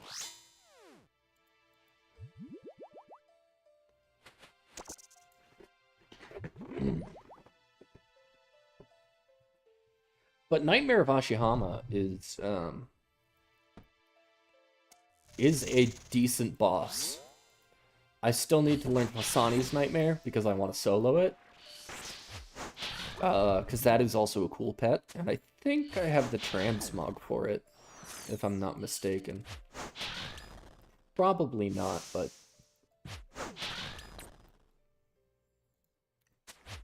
I've done a little bit of Nightmare, not much, though. Dang it, forgot what phase it was on.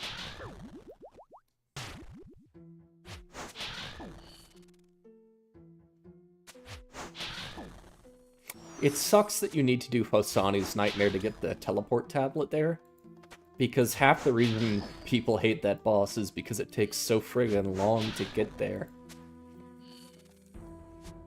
Like, your trip could take, like, 10 to 15 minutes, you could be there, but you'd spend another 5 minutes just resupplying.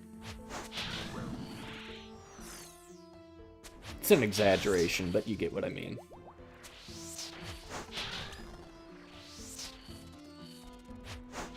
Whereas, like, Chambers of Zarek, yeah, you don't get the teleport right away, but it's like a 1 in 10 chance.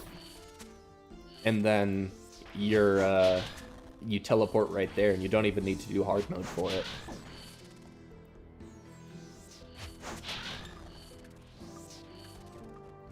Yeah, and I mean, they recently buffed the loot table as well. Not like so much that it's best in slot, or best moneymaker or anything, but a little bit of an improvement to those drops, and apparently the price hasn't really wobbled too much since then.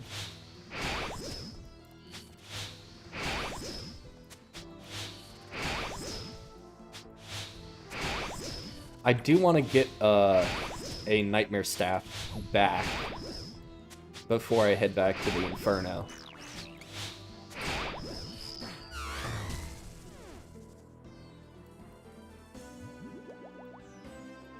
Let's see it.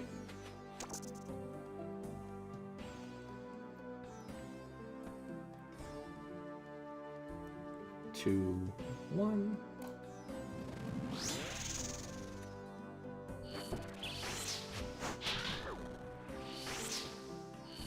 We got the red guy first. Nice. Probably the best rotation is when you have the gray one first, because then you don't really need to move very much at all. Like, I'm gonna get the acid walk here, and that's gonna be a little bit of bad DPS because I'm on a 5-tick weapon, but you need to go 6 ticks to walk off the poison. So not ideal. Misclicked a food there.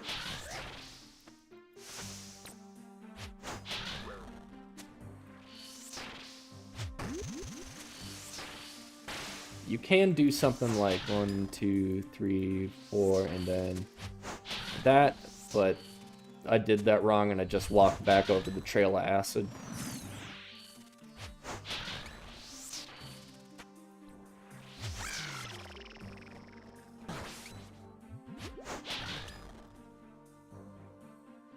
Ah. 1, 2, 3, 4, 5, 6.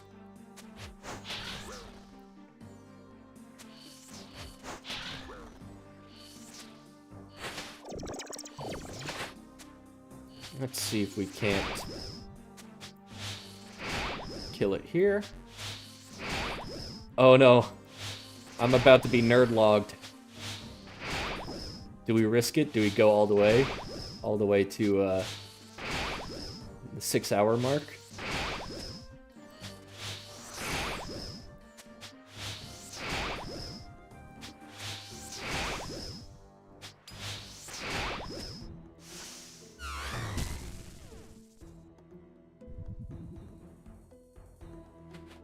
We can do 1 or 2 more kills.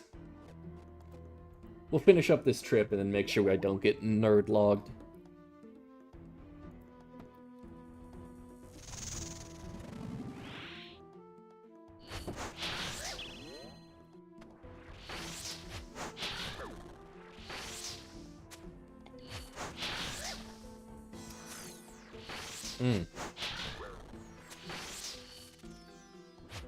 Coffee I just made is very watery. I don't know what happened. Guess it's not too bad. It's just cheap pre-ground stuff from the grocery store. But,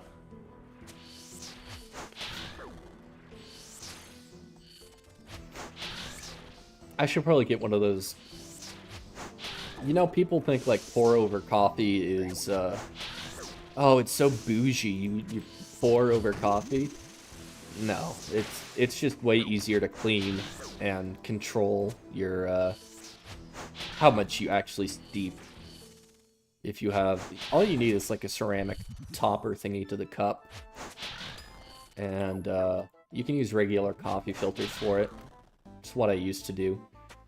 But I got a coffee maker, and I don't really like it because it's a pain in the ass to clean.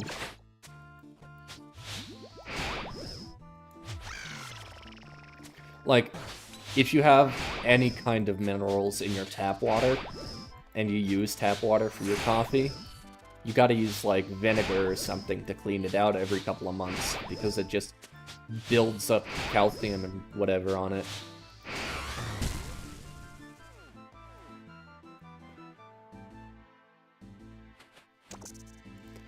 Alright, let's get somewhere safe and not get nerd logged.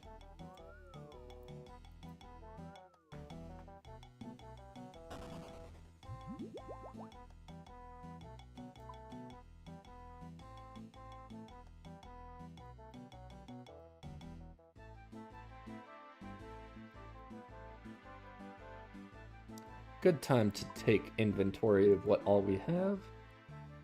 1698 dragon arrows, 407 dragon javelins. Could probably do with some more blood runes and fire runes. We have 9k blood runes. Let's get 1, 2, 3, 4, 5, 6. 6k blood runes.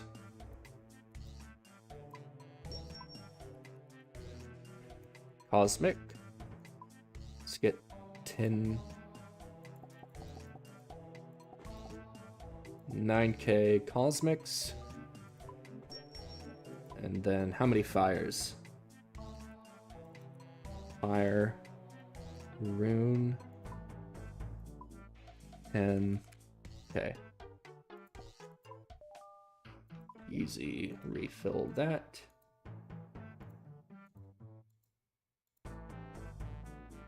Perfect. Running low on money. Could high elk those for 150k each. We don't need the Armadillo boots.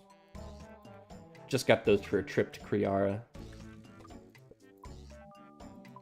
That's a quick 800k. Anything in the loot tab to sell? Nothing much. Anything in the food tab? We could get rid of those sharks. And maybe the monkfish too. Just sort of scrounge around for whatever GP I can find. That way, in case I do need to buy more supplies, I'm not struggling right then and there. Could have swore I had... Oh yeah, there we go. A little bit of supplies from Chambers of Zarek.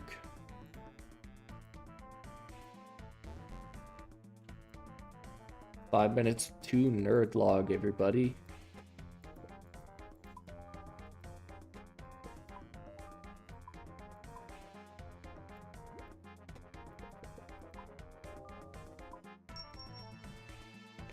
Perfect, and we're back up to like 3 mil-ish. Okay, 1, 2, 1, 2, 3, 4. Grab all of that, and back to Araxxor. And then we'll just relog at the door.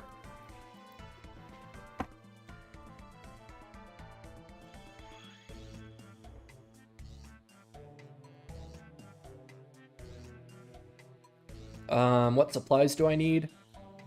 I'm probably good on dragon arrows for the rest of this trip, but super restores, dark crabs, those are most of where my money goes. Runes for summoning thralls, and then divine ranging potions are actually fairly affordable, and extended anti-venoms are also... they were pretty expensive when Araxxor first came out, but now they're down to a reasonable price. Like, what are they at right now? What's a 4-dose at? 17k is still not the easiest on the wallet, but I have a whole bunch stacked up, so I'm not too worried about it. And I only go through like 2 to 3 doses per trip. Alright. Let's avoid getting nerd logged.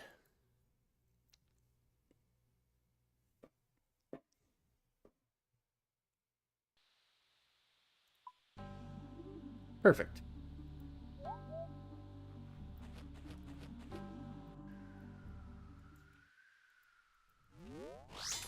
And the deal is, if I do get this pet, I'm going to make a lore video, a loot and a lore video about Araxxor. Because I do that every time I get a pet, is I make a lore video. Not all of the time. If it's like the giant mole, there's not much lore to go over there. And I think that was my first video, actually. Well, the first one I decided to keep on the channel. I made one video before then, but the audio was completely garbled. And it sounded terrible and it looked terrible, so...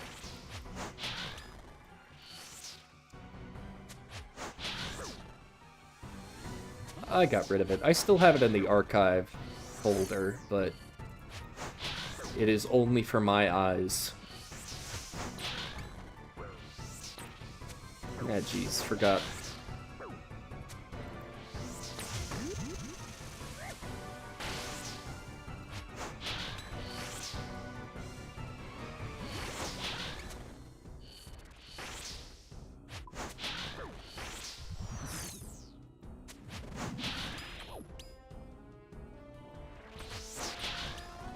Perfect. 2 and 3. There we go. 3, 4, 5, 6.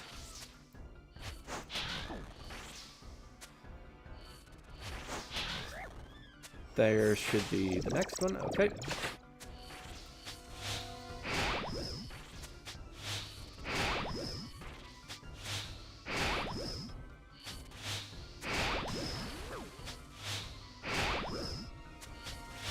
Perfect.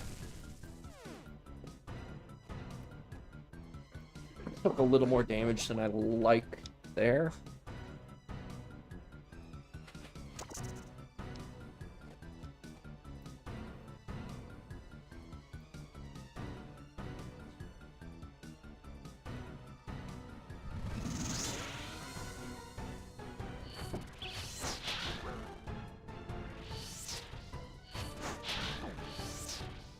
Oh, no. You don't need to help me get supplies, man. That's fine. If I really... There's plenty of stuff that I'm, like, not using at the moment. I'm not hurting for cash. I just like to have, I like to have a smaller cash stack so that I like to have a lot of items, not too many, what's it called? Not too much GP, mostly have a lot of items.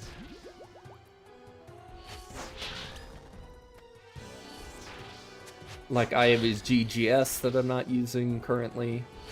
Only really use the ZGS for Chambers of Zarek.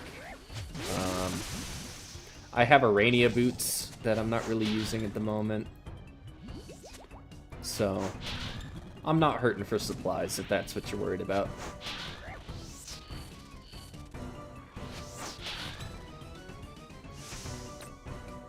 But thank you, though. That's very nice of you.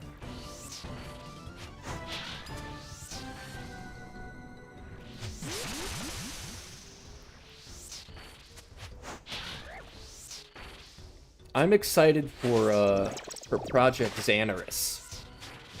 But I really hope they add, like, modding tools and support like that. I have this idea. Have you ever played or heard of the game, like, PlanetSide 2? Yeah, of course, thank you. But I had this idea for, like, a private server where you have, like, different factions on the map, and they can either expand or contract their territory depending on how they PvP and interact with each other. So, like, not the whole world, not the whole of Gielinor would be PvP, but, like, there'd be Zaya, and then there'd be, like, Mistalin, Mauritania, and you could expand or lose territory based on, like, PvP and contested zones.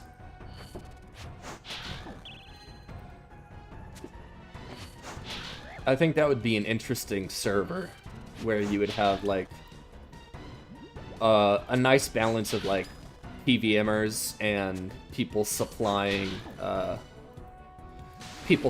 resources, and also, like, different, like, diplomatic situations between, like, different factions. Like, if you wanted Barrow's gear, you could trade it for, like, Zenites, because they're in different regions controlled by different factions. That would be interesting. But that might be a little bit ambitious for me. I don't think I would be able to put something like that together. I've worked on a total of 2 programming projects in my life, and both of them I just hit a brick wall and was like, ah, fuck it. I'll get back to this later. And then 3 months later, I'm like, yeah, I'm never gonna touch this again.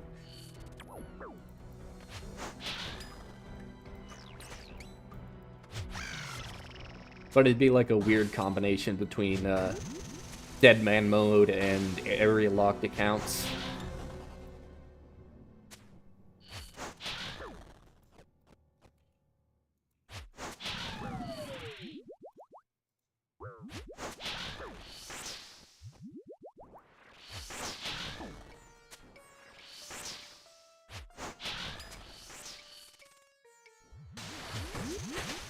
Okay. 2, 3, 4, 5, 6.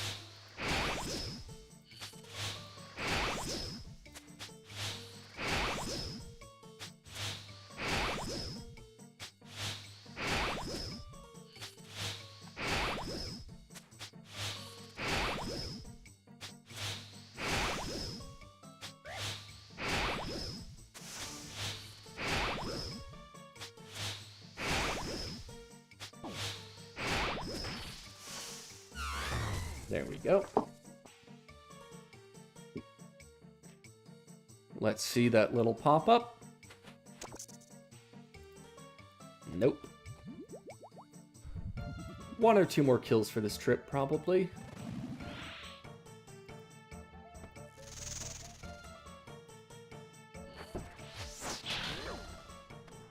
Didn't get the prayer on in time. That's okay.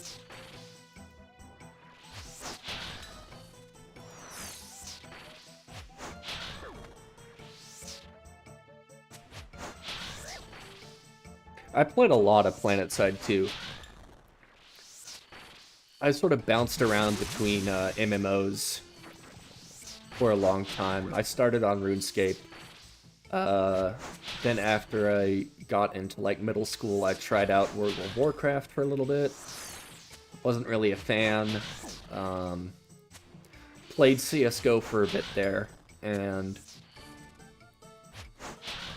if you've seen the recent CoffeeZilla videos about gambling for skins in Counter-Strike, yeah, I got into that, and then I hated myself for gambling, and then I had to quit playing Counter-Strike, because it was just, I couldn't play that game without, like, thinking about money, and it was really bad, because I was, like, in high school, gambling online, so I stopped playing CSGO. I haven't played it very much since.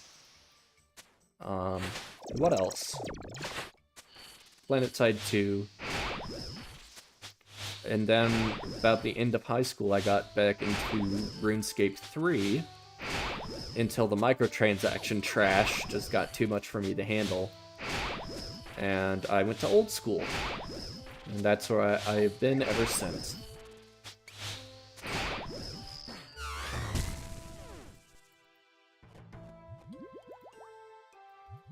We can probably do one more kill.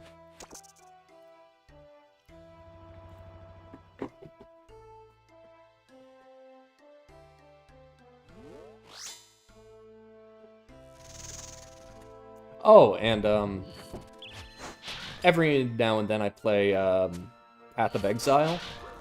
Path of Exile 2 recently came out, and I loved it. Has a great campaign, decent endgame.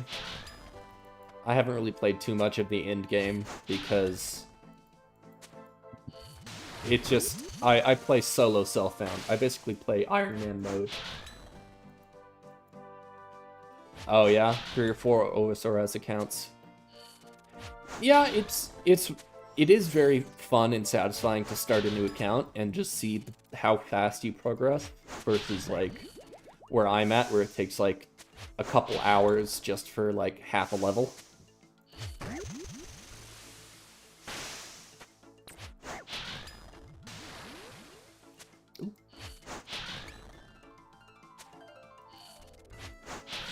Yeah. Well, if you're having fun, you're having fun.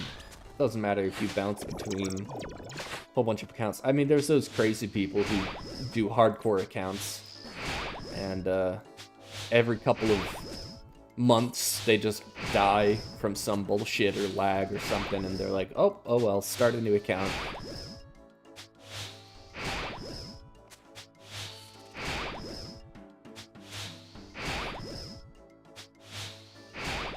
I thought I was like a master at RuneScape, and then I recovered my old account from when I was a kid, and it had like level 45 magic, and I thought that was the biggest thing ever.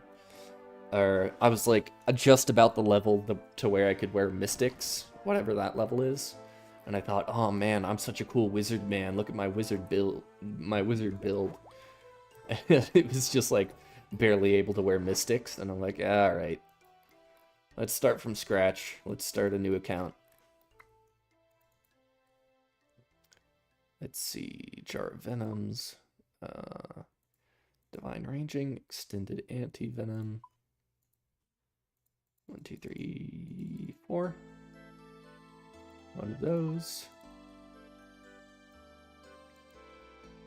But yeah, Path of Exile 2 came out. Well, not full release, but the beta for Path of Exile 2 came out, and I really enjoyed it. Oh, yeah. What did I do even? I begged my mom for membership, and all I did was, like, fish lobsters in Catherby. I remember, like, man, one day I'm gonna be able to catch sharks. And that was, like, crazy to me. Sharks was, like, the end game of end games. That's what I really needed to get. I don't think I made it past, like, full rune. I do remember, though, playing a lot of Fist of Guthics when that was a thing. They eventually removed Fist of Guthics for balance reasons, I guess? I don't know why. But they eventually removed the Fist of Guthics, and I never got to relive that nostalgia. But I'm pretty sure I was part of the reason why it got removed. Because I would just... You were assigned a target, and you would have to fight your target. And whoever won the fight got rewards. And I think if you were closer to the center of the arena, you got more points for your rewards. But if you didn't die, you also got points. So I would just run around the outskirts and hide, basically. And do that for like 1 or 2 points per game. And then stare at the reward shop like, if I do this every day for the next month, I'll be able to get the tiers, like the first tier of rewards.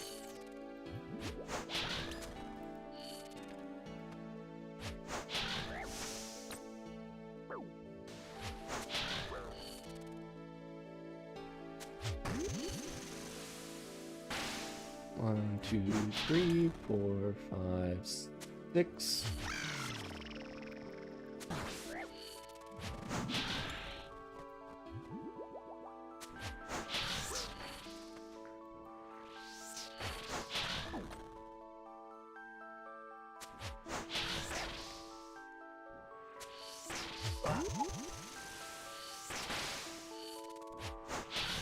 I wouldn't mind if they brought back the Fist of Gothics as a minigame.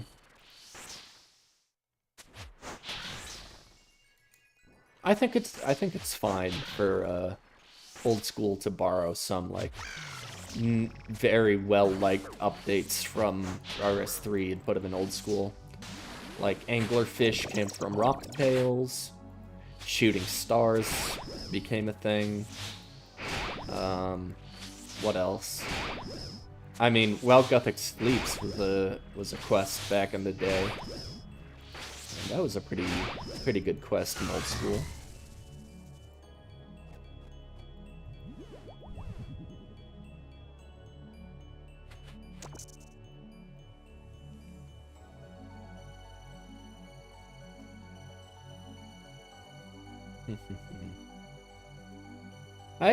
I've been trying to play more games recently. I have the Witcher series.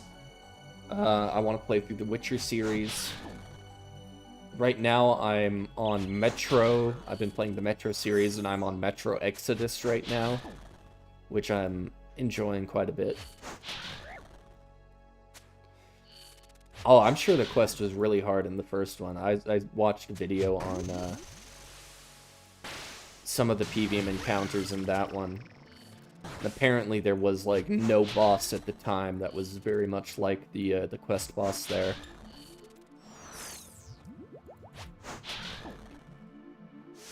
And I don't think old school the boss for that quest was very hard either. Well, it's not impossible, but I think old school players are more used to this style of combat that it got solved pretty quickly.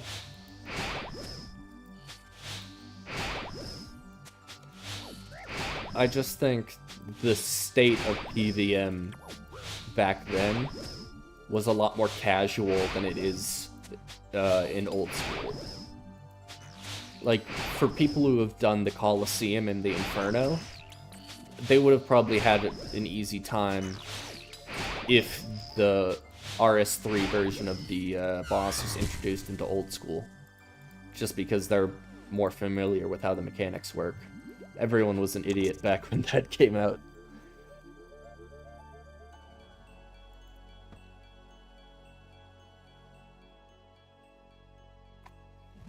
Speaking of, I do want to get the Infernal Cape next year.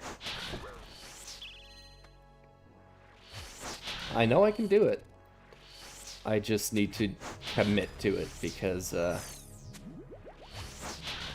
I would go into the Inferno, get to like wave 40, and die to something stupid. And then I'd just be discouraged and not go again for like another day or so.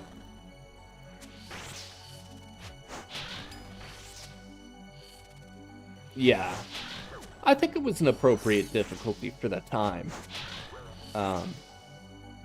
It's just people have broken this game down into, you know, 100 beats per minute rhythm game, and people just understand the mechanics a lot better and more deeply than we did in, like, 2009, or whenever it came out the first time around.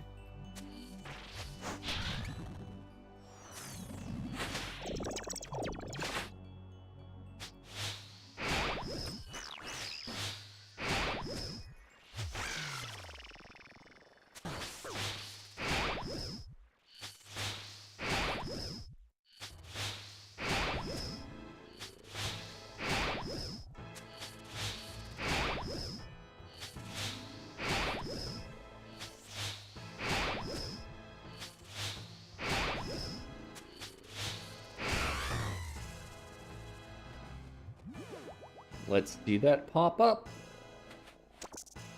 Nah.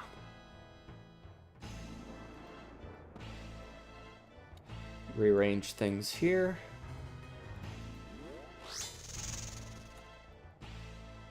Nice, hit the hammer.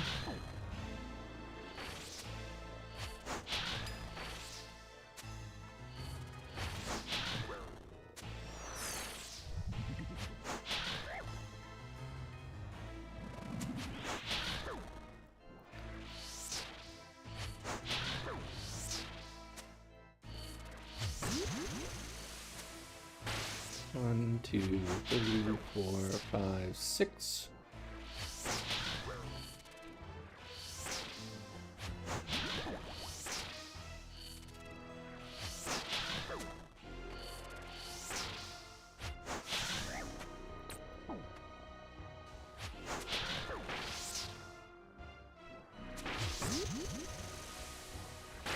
One, two, three, 4, 5, 6.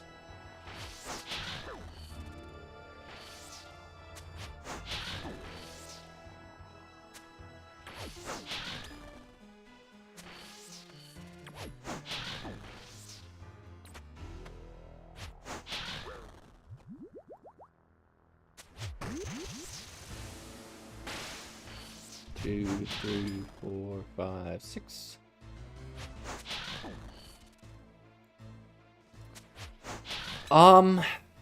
Any benefits T-bow versus Scythe? I'm not sure, because I've never done it with a Scythe. The only Mega Rare I have is the T-bow. And I enjoy it. It's a lot more chill with the T-bow than it is with, like, I was using an Abyssal Bludgeon before.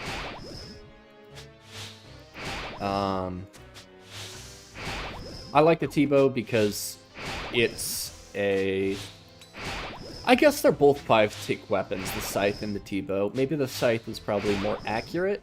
I'm not sure. I would ask someone who's done it with both, but T-bow is just the best weapon I have for the job at the moment. The one thing I'll say, which is a benefit for using the T-bow over the Scythe, is you see the heavy ballista I have down in the corner there? I already have full ranged on, so I'm guaranteed to max hit and one-shot the Araxxites with my ballista. If I were using a melee weapon, or even Scythe, I would have to bring, like, Lunars or another weapon swap to deal with each of the Mirrorback or the Acid guy.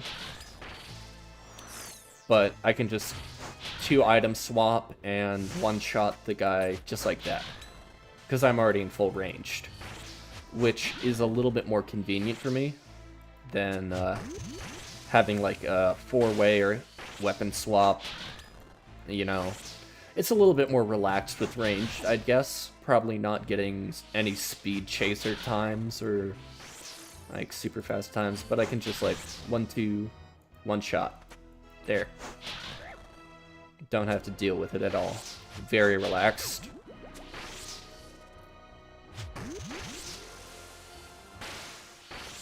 Two, three, 4, 5, 6. Because you're going to be standing in melee range anyway. And if you're not in melee range, he's going to walk up to you.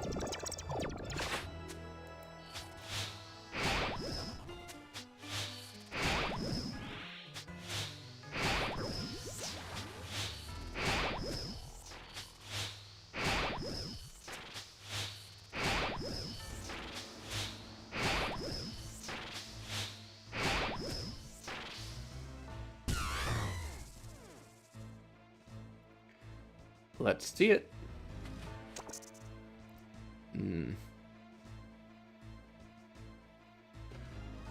We go again.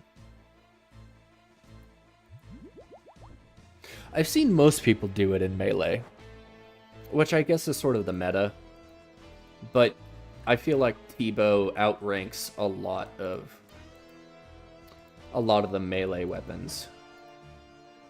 Like, here. You know what? We can do this. We can do this. Yeah, give me a second. Display capture. Araxxor strategies. Yeah, like Scythe of Atur, obviously. Inquisitor's Mace, Soul Reaper Axe. Those are all fairly expensive weapons. And then also the Inquisitor's armor set for that crush bonus. I think you'd probably do pretty good with the crush bonus. But T-Bow just is great here. I don't know why they're saying Arania boots over Pegasian boots. It's interesting. Because there's no... I guess it's good for tri-breeding.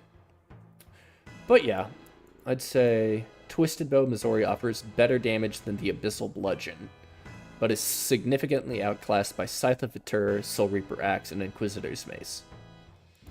Yeah, so I don't have a great melee weapon, so...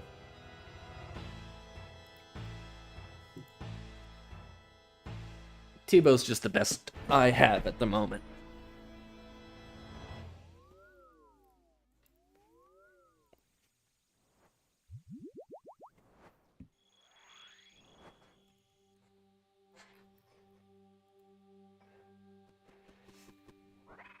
And it looks really cool when you hit an 88. I'd say that's the one advantage the T-Bow has over the Scythe. Is Scythe might be more average DPS, but the T-Bow shows big number. And I like big number, so I'm going to keep using it.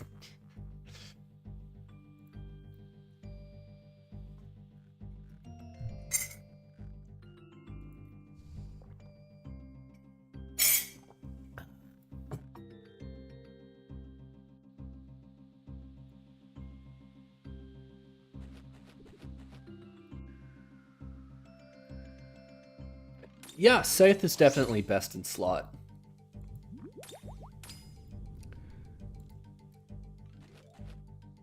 But, I don't got a Scythe, so this is my best in slot.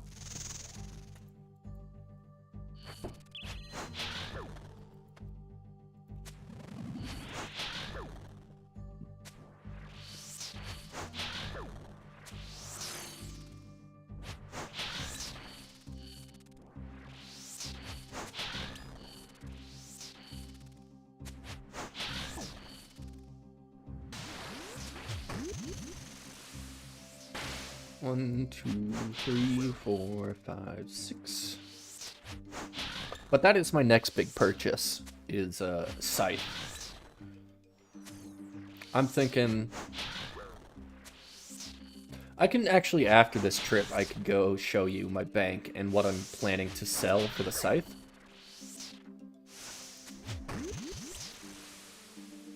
Because I'm pretty sure if I sell everything that I don't need for Theater of Blood, I can just get the Scythe, camp Theater of Blood, and get my money back, or rebuild, I guess.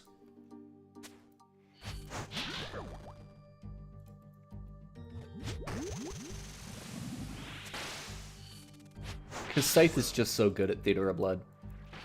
And the only things I would keep, really, is, like, Amulet of Rancor, Arania Boots, Zenite Jewelry, Low Pipe. Maybe I keep the Stang Staff. Maybe I sell it. Depends.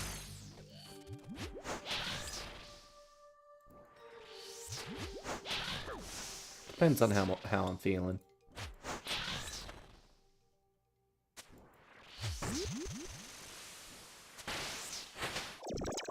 3, 4, 5, 6.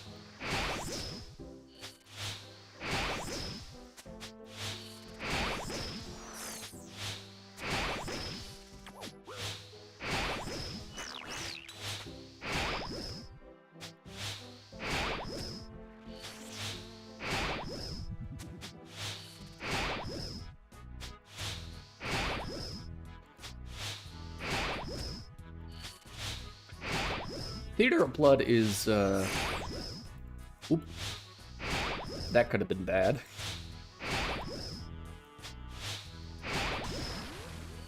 There we go. Theater of Blood, it has a learning curve, but I think I'm getting better at it.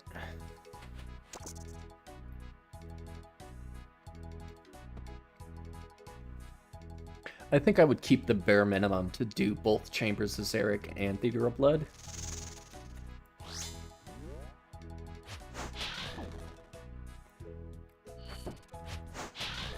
Just bought the Rancor? Jeez, how much is the Rancor going for?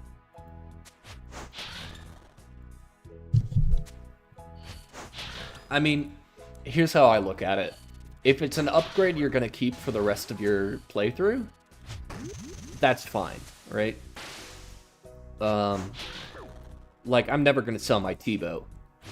Doesn't matter what comes out, any content could come out, I'm keeping the T-bow, right? So that's just a gear slot that I have locked in. And for a big purchase like that, I mean, 90 mil's a lot,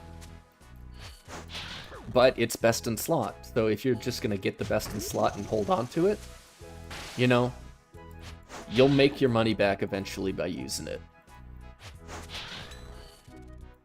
That's definitely what happened with me and the T-bow. Is, the thing that pushed me over the edge for the T-bow was I had gotten a Soul Reaper axe and sold it for about 400 mil, and that was just enough to get me to like 1.6 bill. And I slow bought a T-bow and then just rebuilt from there. And I got back pretty much all the gear I sold to buy the T-bow, except for the big ticket items like the Soul Reaper axe. I never rebought a Bofa, because why would I need a Bofa?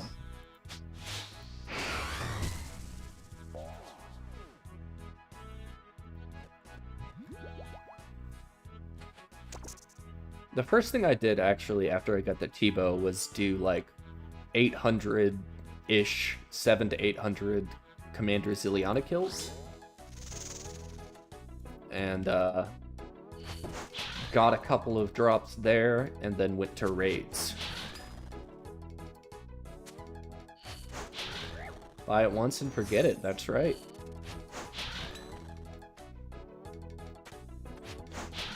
And especially with something like the Amulet of Rancor, I highly doubt they're going to power creep another melee amulet after that anytime soon. More likely we're going to see like power creep in other areas, like with DT2 we saw power creep on the Dagonoth King rings. So I think we might get... If you ever played Magic the Gathering, they have like cycles of cards, where like for each color of Magic cards, there's 5 colors. And for each color you would have like a card that has the same sort of theme. So I think, you know, they did an upgrade for all the rings, they have like best in slot for all the mage items. I think the next power creep sort of things we're gonna see is a better mage amulet and a better ranged amulet.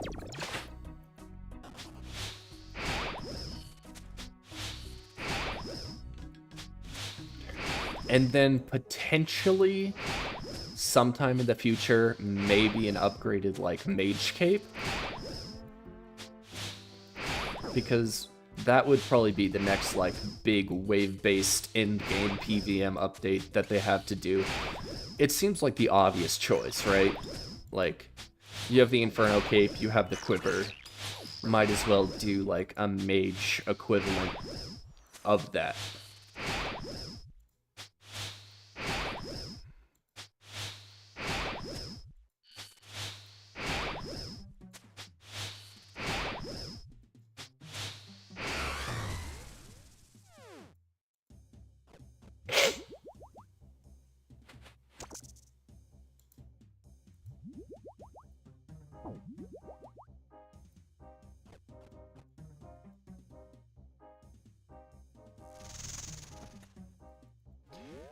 Oh yeah.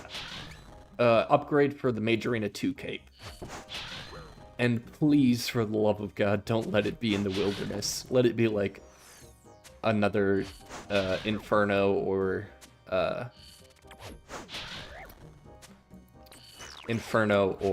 Coliseum.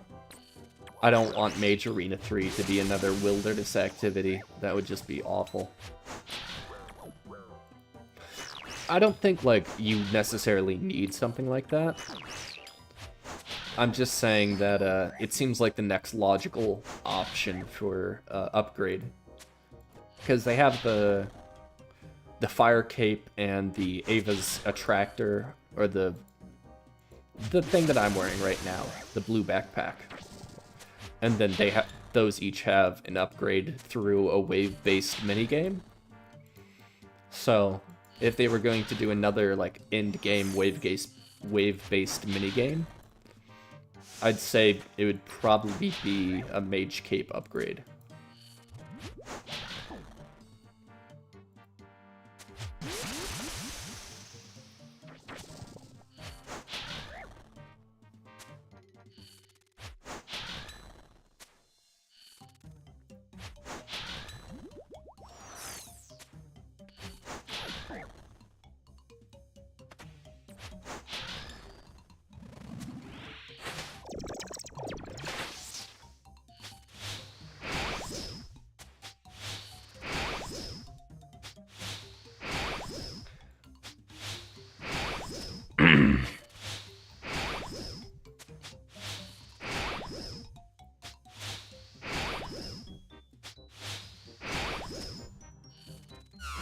There we go.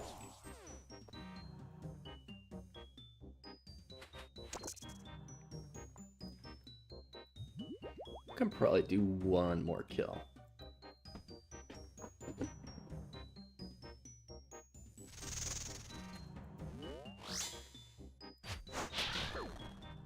Nice. Big hit with the hammer.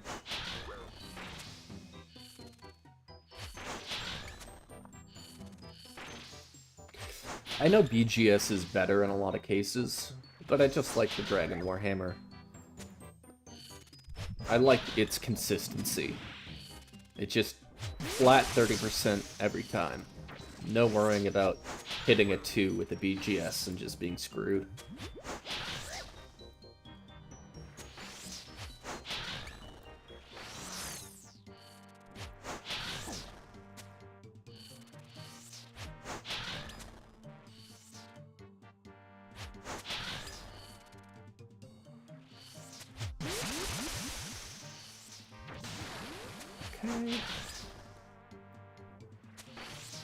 I might have to turn off some prayer around the end of this kill, unless we just hit big numbers like that.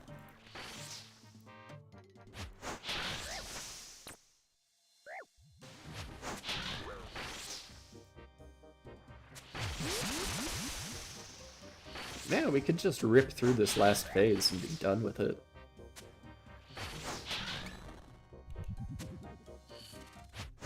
Yeah, I'll resurrect the Thrall. We're doing fine.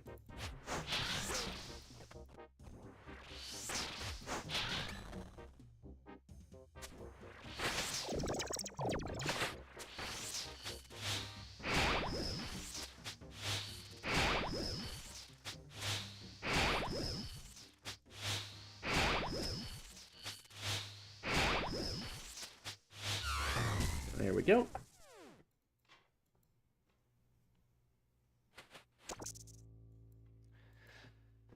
And we go again.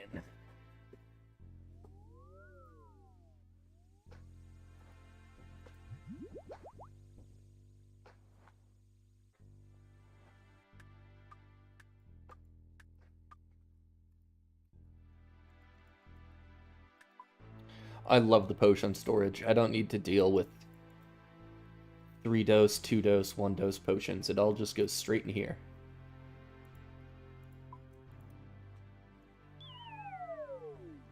Don't need to stop halfway through a trip somewhere and decant everything. Just works. It's just good. Good update.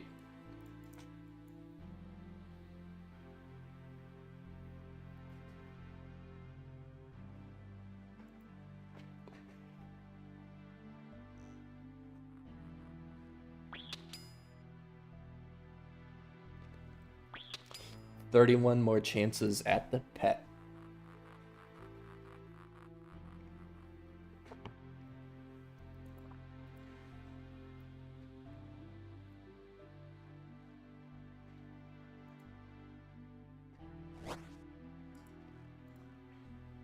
Dismiss. Anti-venom. Ray melee.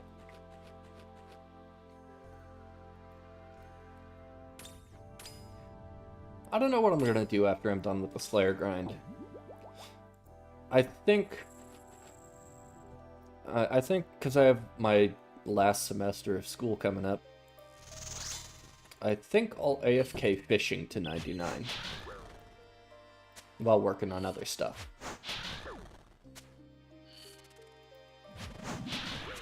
Because that seems like the easiest course of action. Just AFK Carablons all the way up to 99. Or even like, Sacred Eels. Sacred Eels to 99 could be the move.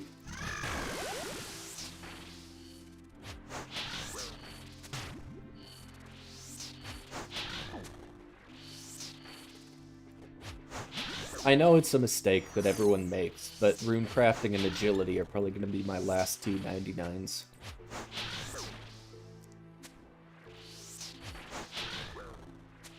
Did I say Sacred Eels and agility? I meant rune crafting and agility.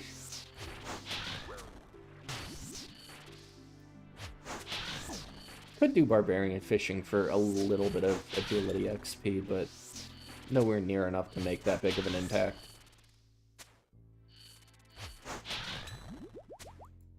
Mostly what I want is 92 agility for Hollowed Sepulchre. Because then it's something that's actually active, that can make money.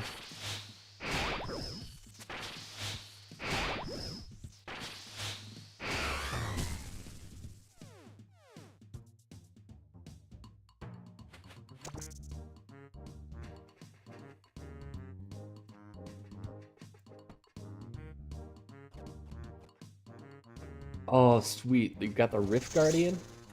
Yeah, that's another thing, is I want to get both runecrafting pets, and if I get the Rift Guardian, then I'll have to go do, like, Blood Runes or something.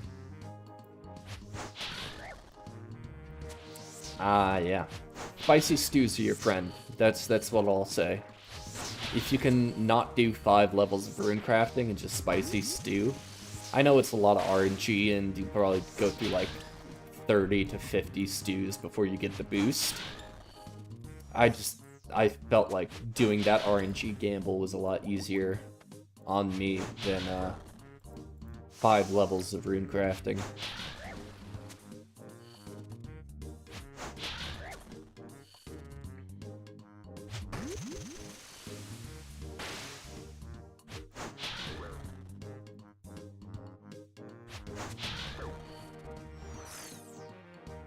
But I like skills where you have an option between an active and a passive training method.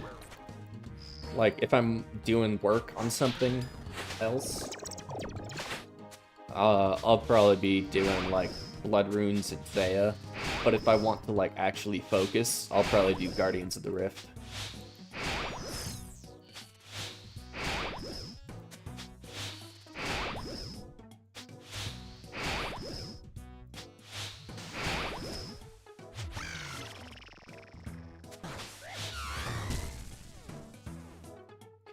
Let's go gambling. Aw, dang it.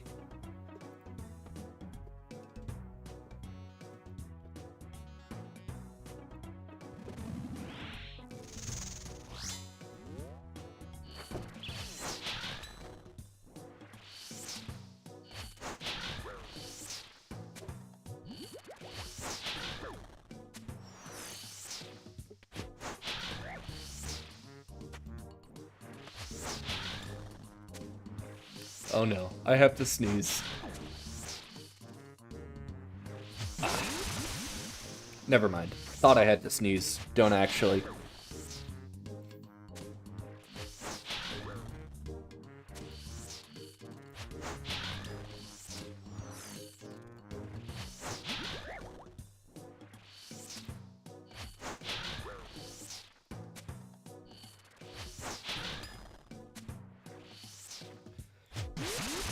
Dodge.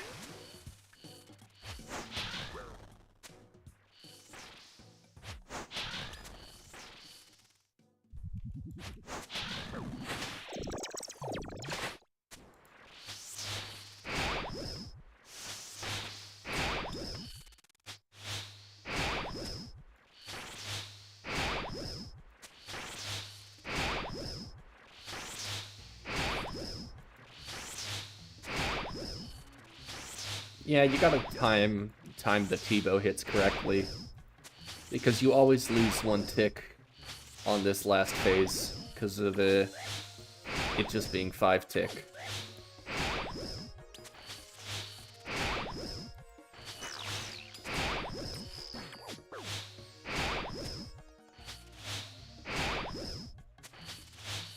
Like here, I won't even be able to hit until I go here, and there we go. Pretty clean run.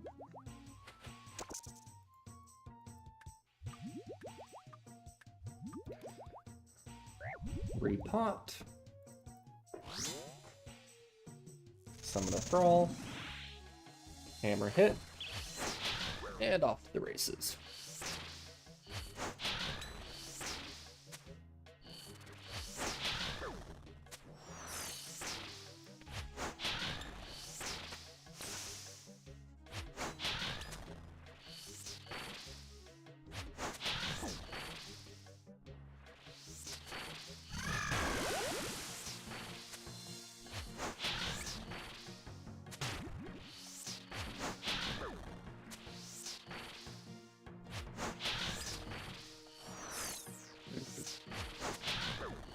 What I would really like to do is, well,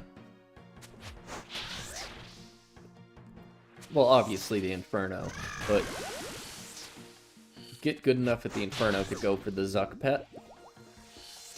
Because there's no way. The thing is, there's no way to, like, get people to stop saying, you got that Inferno cape, you totally bought that Inferno cape. I'm not gonna buy the Inferno cape. I'm gonna do it on stream. I might do some, like, practice runs off stream, but if I'm seriously going for an attempt, then I'll definitely do it on stream. But I actually do want to go for that pet, just to shut people up and be like, no, I didn't buy the cape. Because that's really the only way to do it, is to get multiple KC, and gambling for the pet as well. Don't need extra Infernal capes.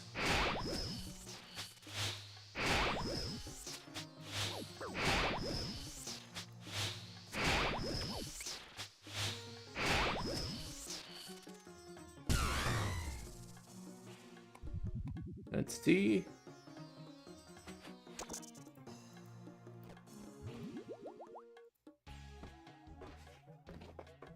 One more trip. Or one more kill this trip. Missed the hammer.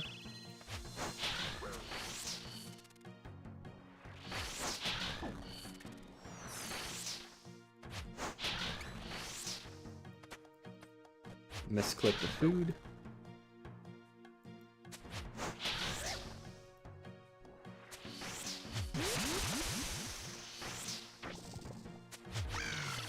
My personal best at Inferno is like wave 40-ish.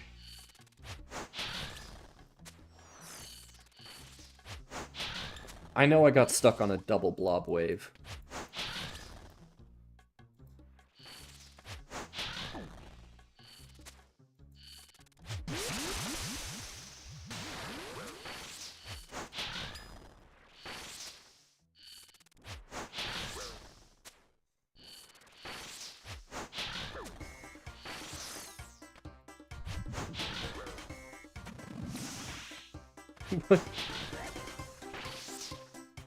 What is this music?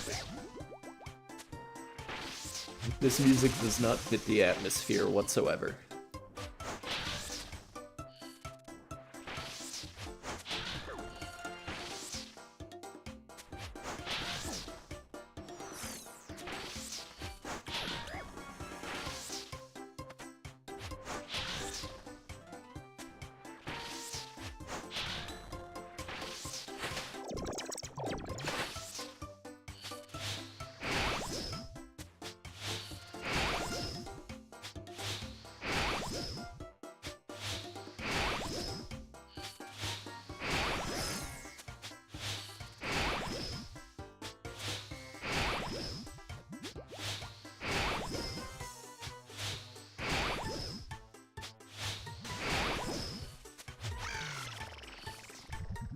35 more damage. We can hit a 35.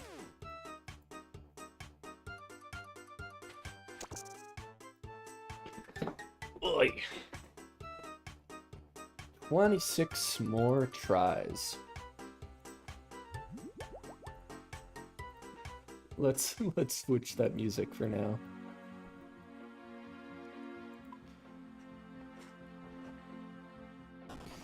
Actually, you know what? How many arachnid pets will I have once I get this guy? 2, 1, 2, 3, 4.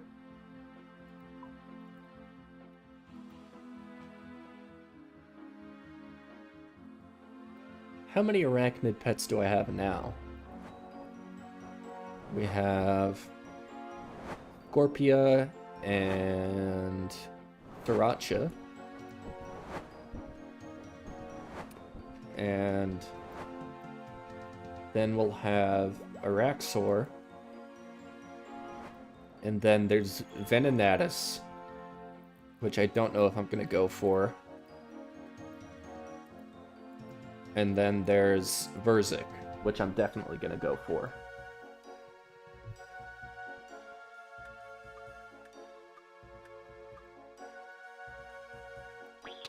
We'll eventually go for all pets, but probably not until I'm after I'm maxed.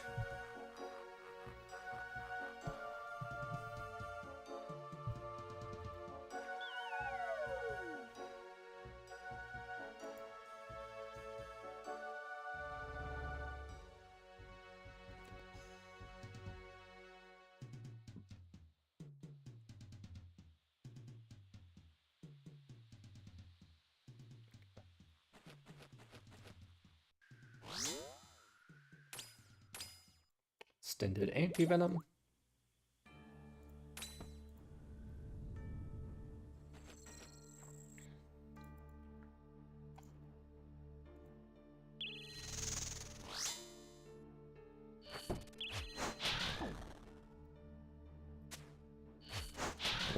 Okay.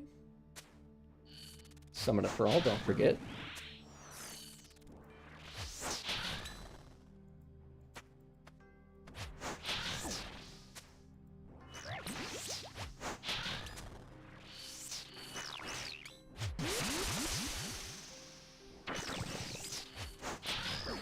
Forgot to drink my divine pot.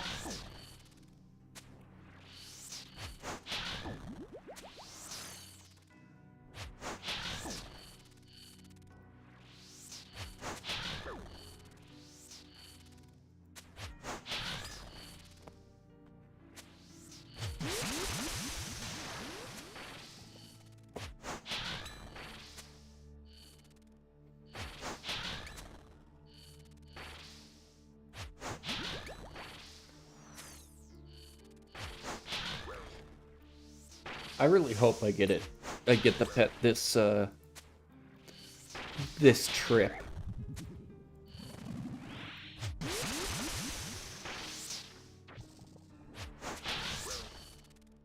Or at least this Slayer task.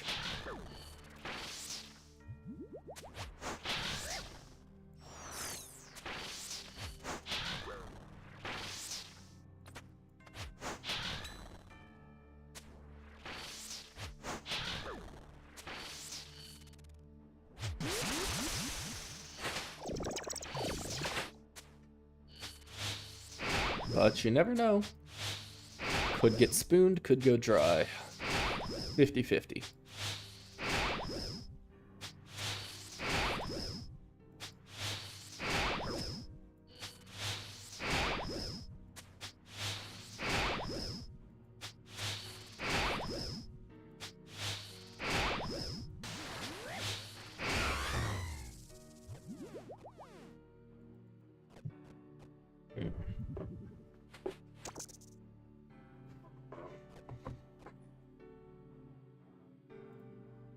Take out the hammer, pray correctly, get the draw, and hit the hammer.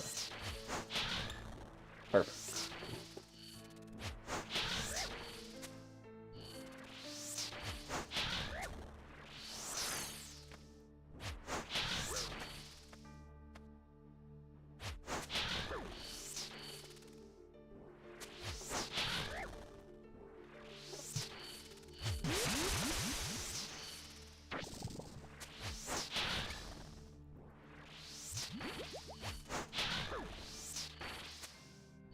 What to talk about?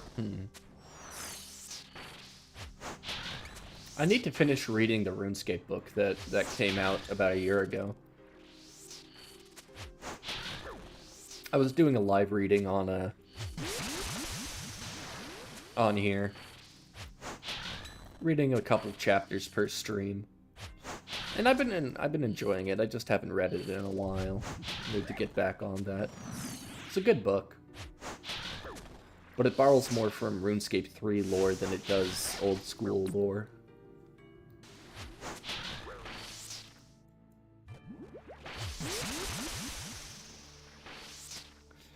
But I'd recommend it. It's called the Gift of Guthix. I'd compare it to like the Halo novels, where you don't really need to play the game to appreciate the story, but it helps.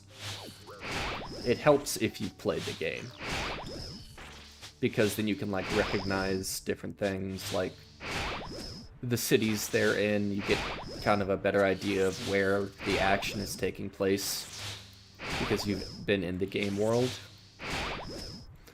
But you don't need to have played RuneScape to enjoy the book.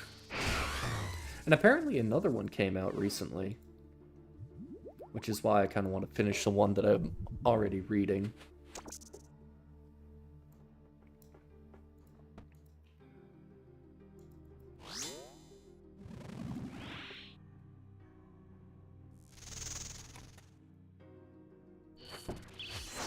It's about the rediscovery of rune crafting. So, end of the 4th Age, beginning of the 5th Age.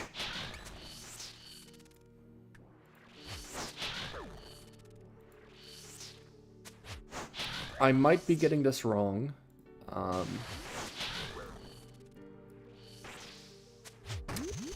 I'm pretty sure the way RuneScape Ages work is in old school, we're in the 5th Age. In RuneScape 3, we're in the 6th Age. So the first one starts when Guthix shows up, I'm pretty sure. Either before Guthix or about when Guthix shows up is the 1st Age. The 2nd Age is when all of these other gods, Armadillo, Zamorak, well, Armadillo, Zeros, Saradomin, and Bandos. And then I also like Saren.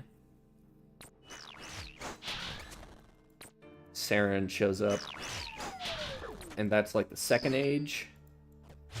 And then the God Wars kick off. And that's when Zamorak kills Zeros. That starts the God Wars. And I think that's the 3rd Age starts then, I'm pretty sure. And the 4th Age is when Guthix ends the God Wars. And then the 5th Age is when rune crafting is rediscovered.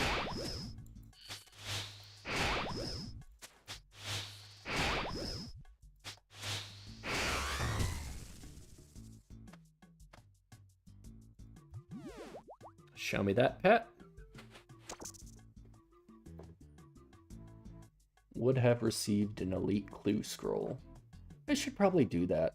Do that elite I have laying around in the bank. But I usually save them up for master clue. I think that's what I'll do after this Slayer task, is go get a medium and an easy clue and just start doing the another master, see if we get lucky.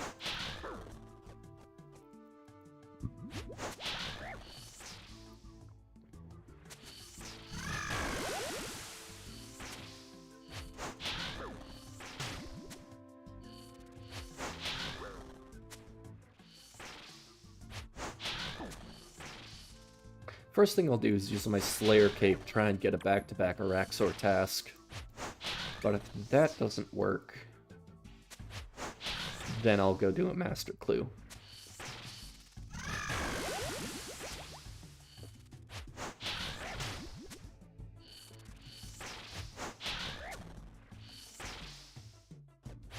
There are a few Master Clue steps that I don't think I can do. Like, the one where you need Bryophyta's staff. I don't know if I have one of those.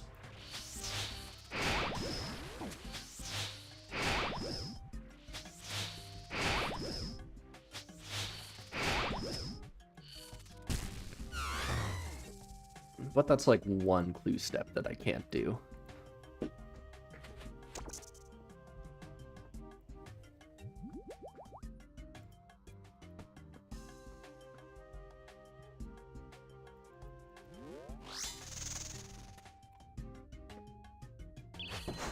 Nice, hit the hammer.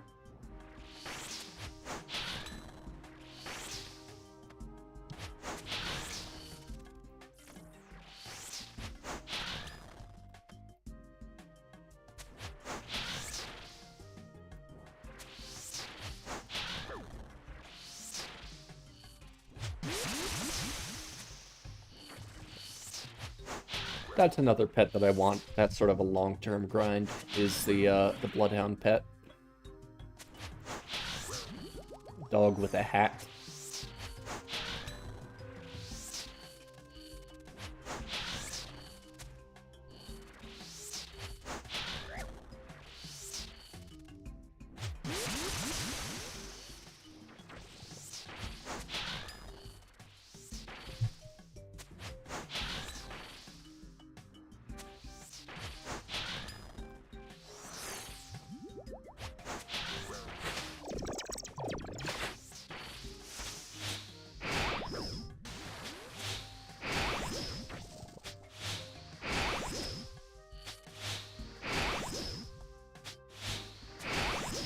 Don't know what I did there, but guess it worked.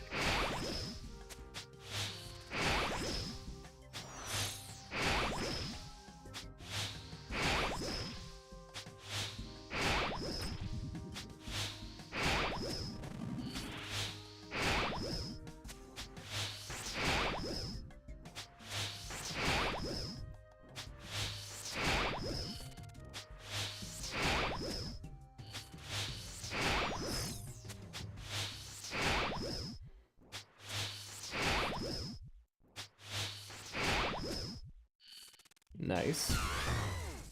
Alright, show me the pet. Nah. 21 more shots.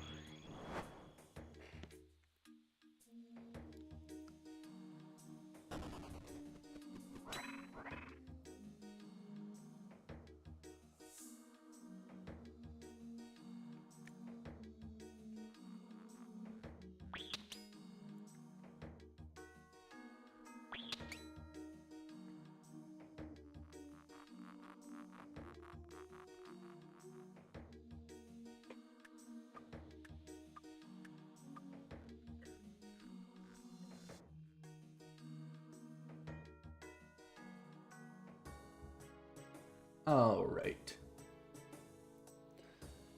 Give me like a minute or so. I will be right back.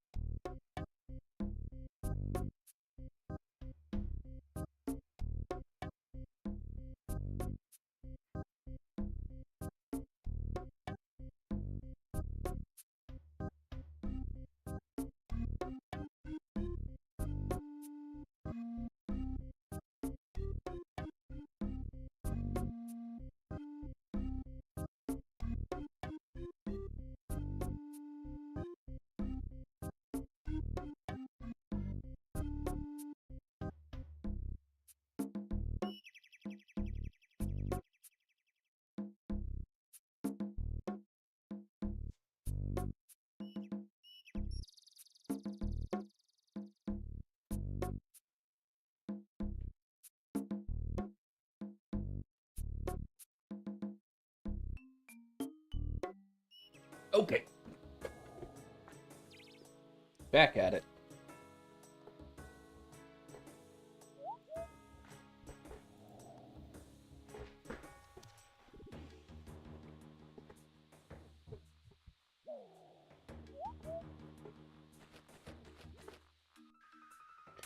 "21 more chances at the pet."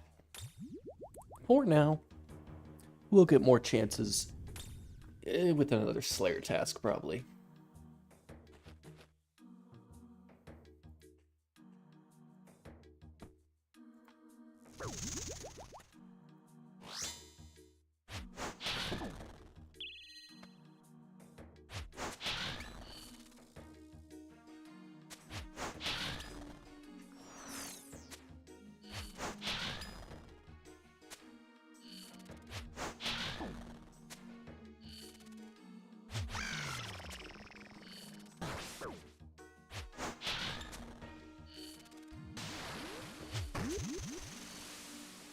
One, two, three, 4, 5, and 6.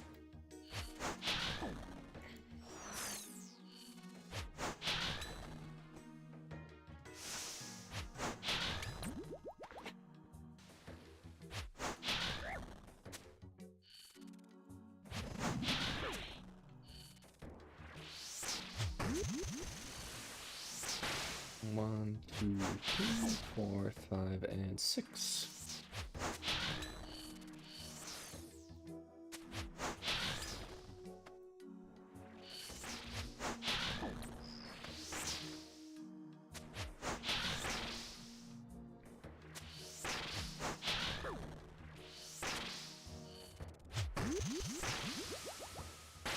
One, two, 3, 4, 5, and 6.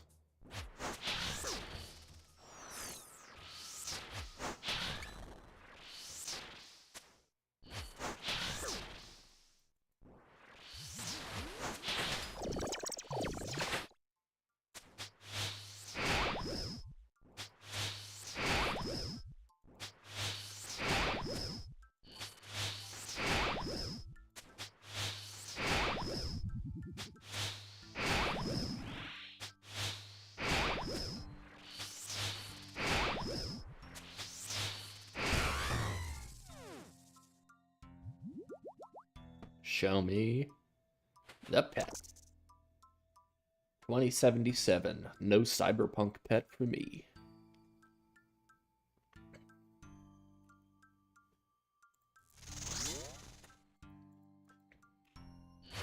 Hit the hammer. And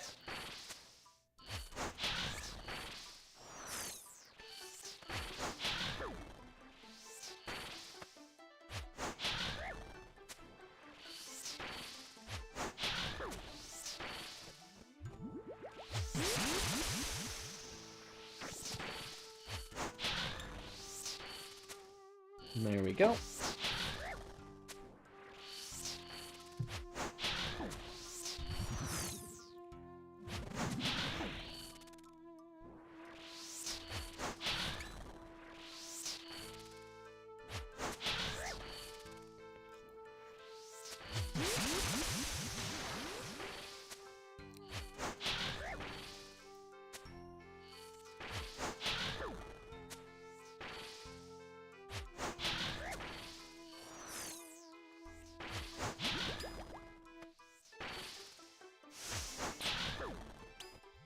Misclick there.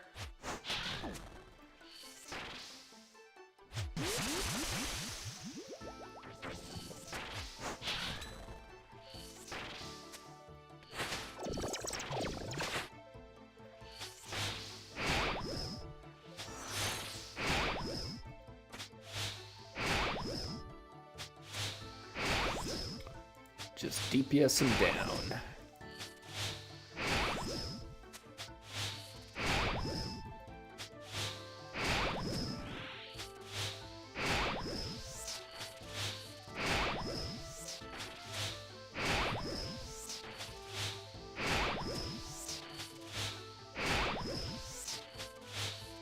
We can hit a 6. Come on. There we go. Any luck? Nope.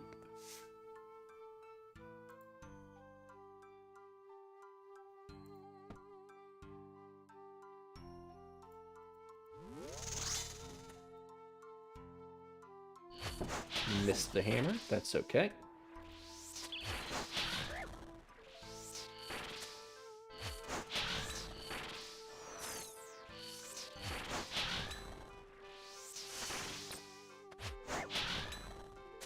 Drink a Divine. Let's line up the special attack here.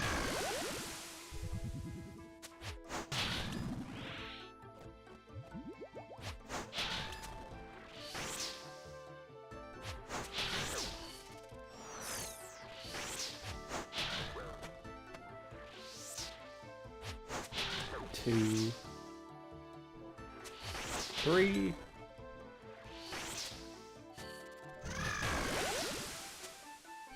Okay. 1, 2, 3. Red guy spawns.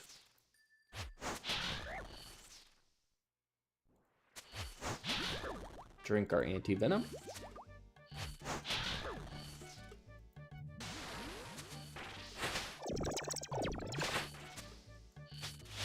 Big hit.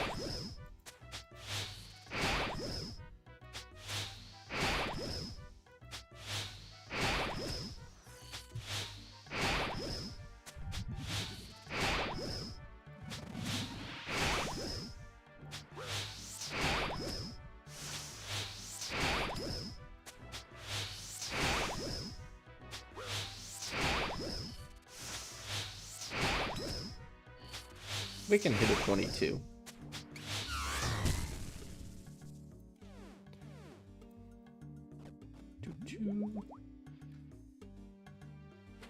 Come on. Nah.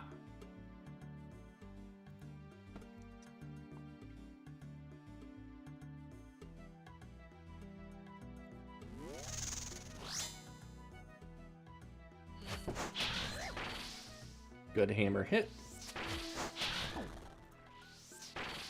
Keep our prayer nice and high.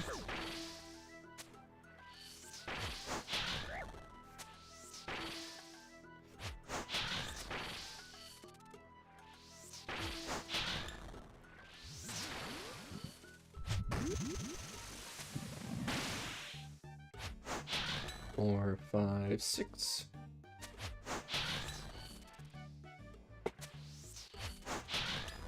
We like to see those 500 XP drops.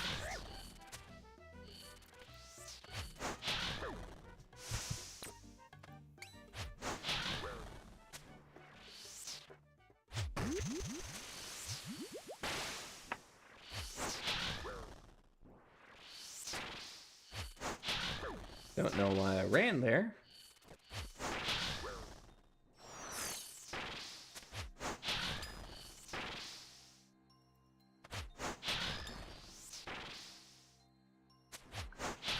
Two, three. 1, 2, 3, 4, 5, 6.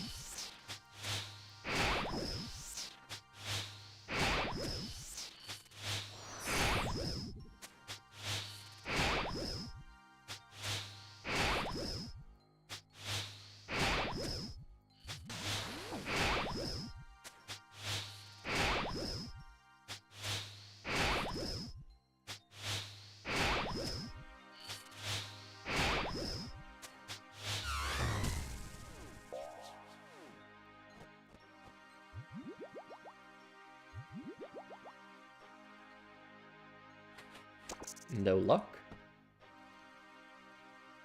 One more kill, and then we bank.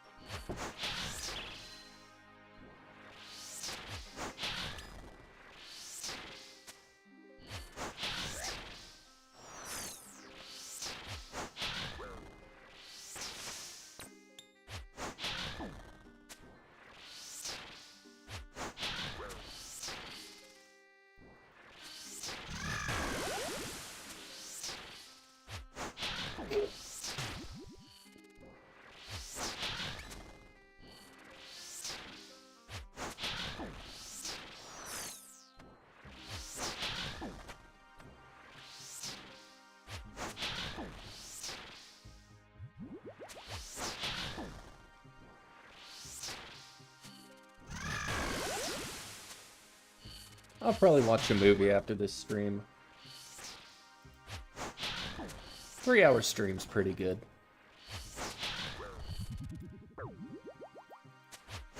We'll just finish off this Araxxor task. Hope we get the pet. And if not, we'll get it some other time.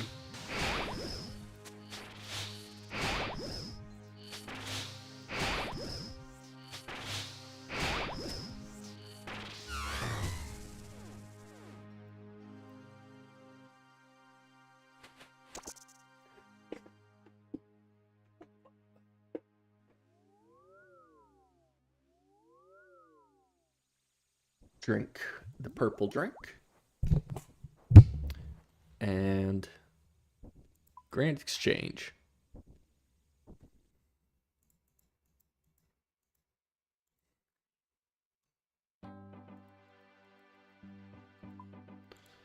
Two, 2, 3, 4. And we are eating through supplies and not making any money back, so I wouldn't mind a Slayer task where I actually make money. Next. How many tests? What task are we on? 64, so this is the 65th. I have to remember to do Konar for every 10th task.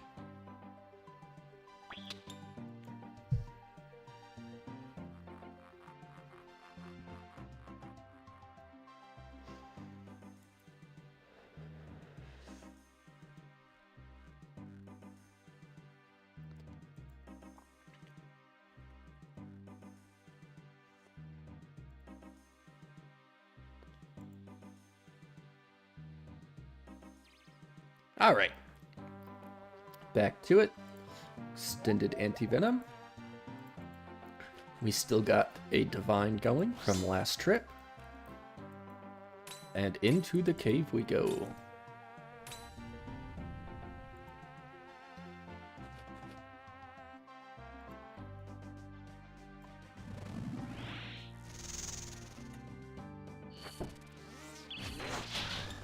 Almost messed up there.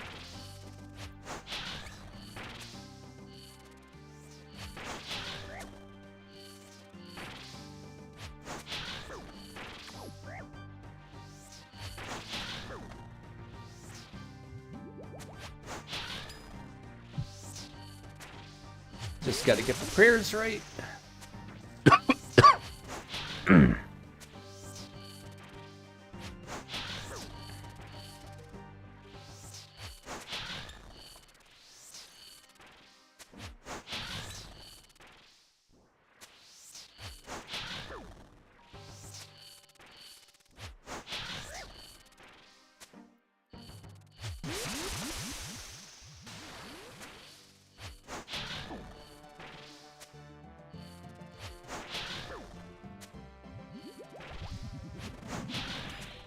Doing pretty good damage this run.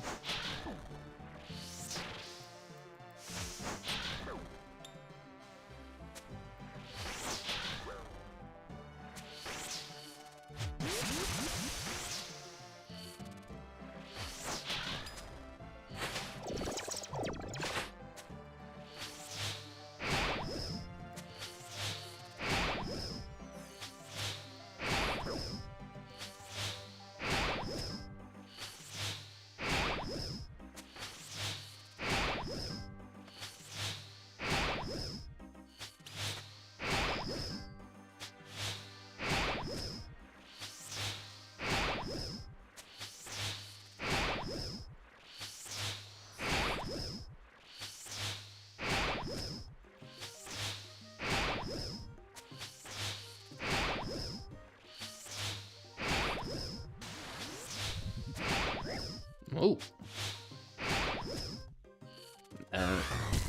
I did not expect him to reach that far.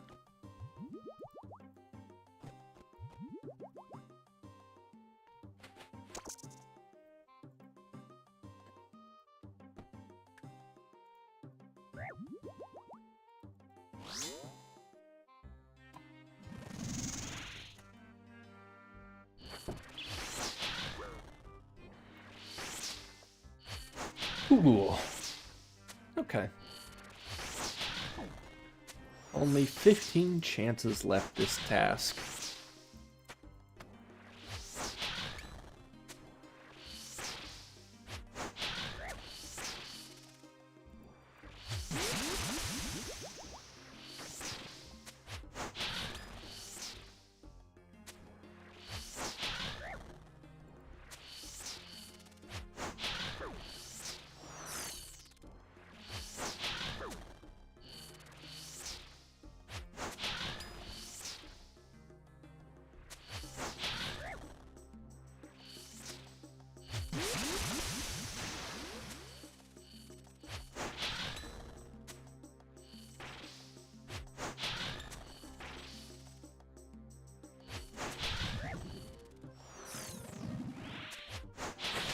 All right.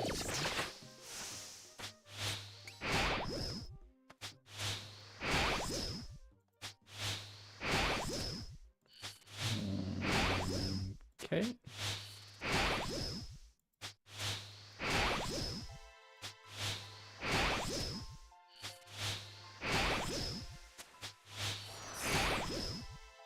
We can hit a 19. We can hit an 11.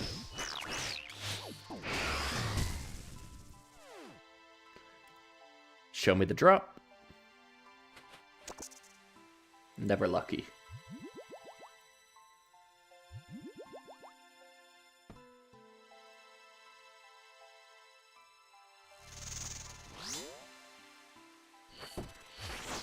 No luck on the hammer.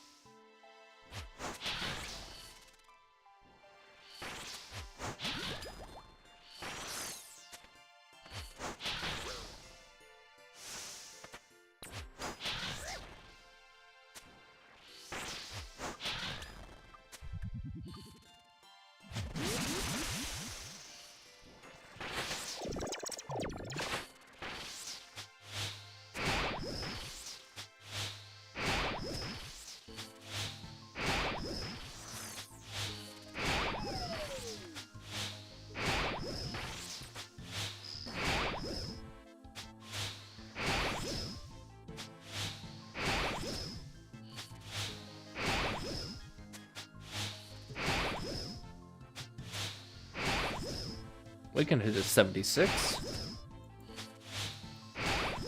75.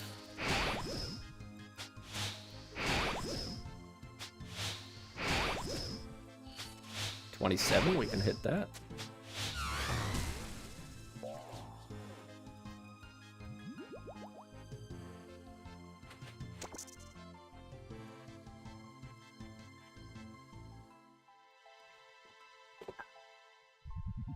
Anti-venom up. 40 seconds on the divine.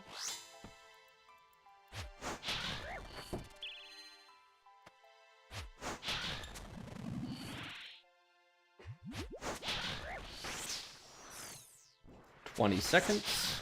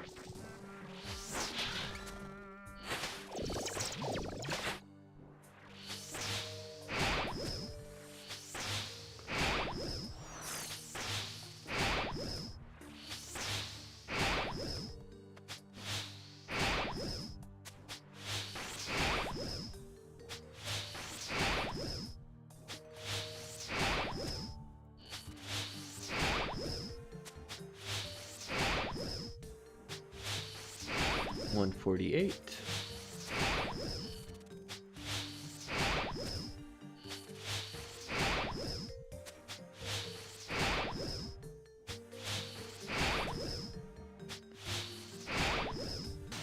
And that's the kill.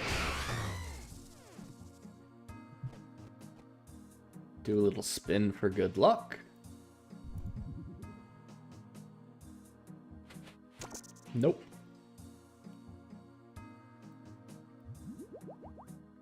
Alright, last kill of the trip.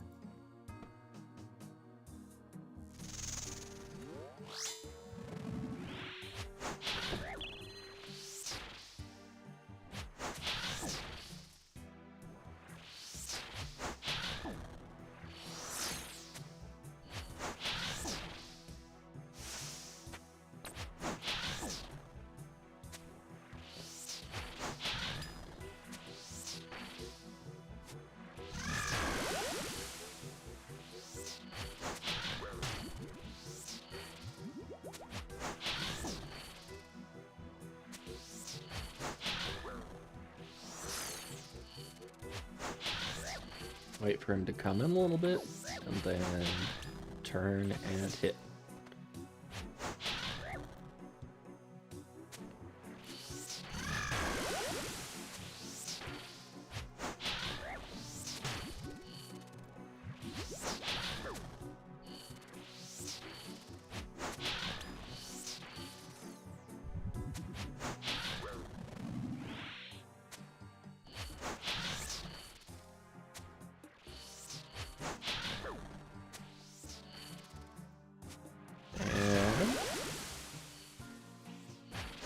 One more good hit, and we're in Enrage.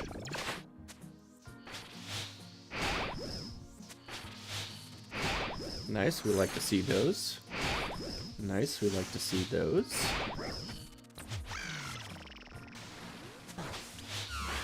There we go. Little spin for good luck, and... Nope.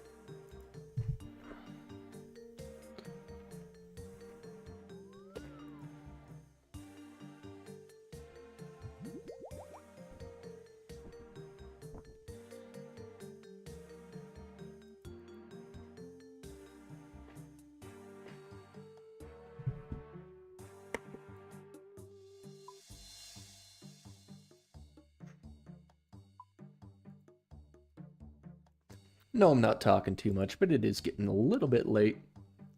Winding down for the night. So I think we'll just do these 11 more kills. And see how we're feeling at the end of it. This has got to be one of my longest streams.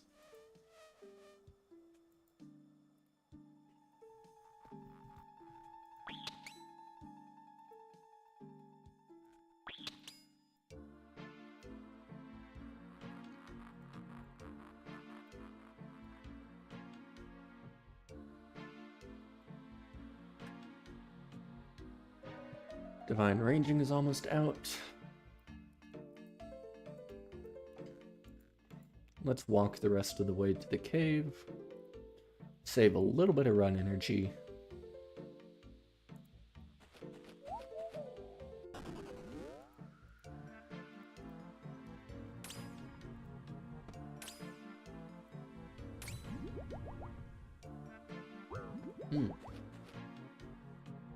Ears a little bit itchy.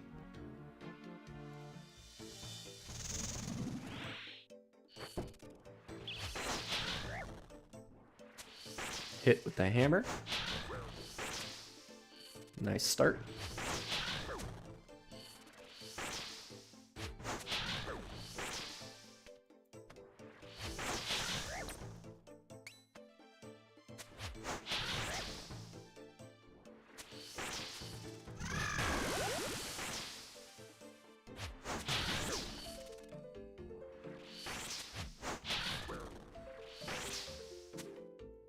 Reposition a little bit.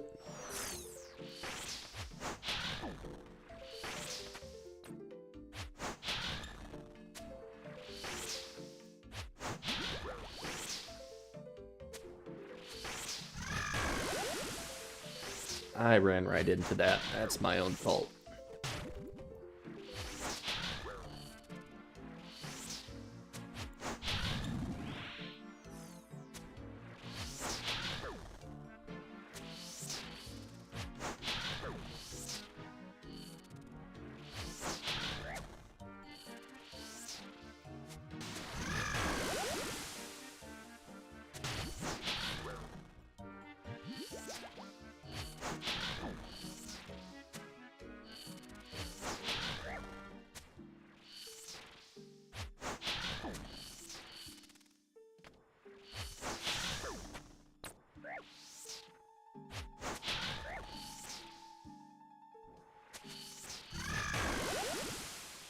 Nice timing on that.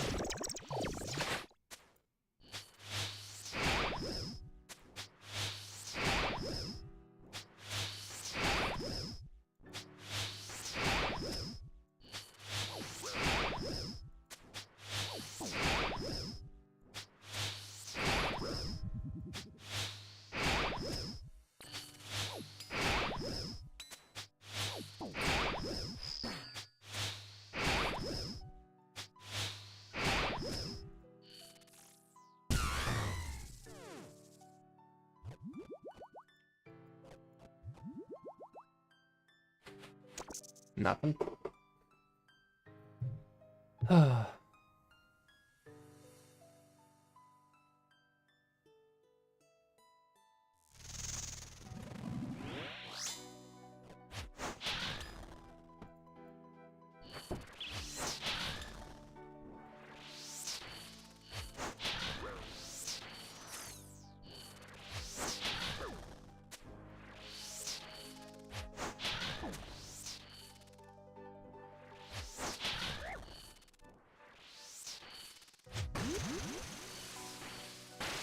One, 2, 3, 4, 5, 6.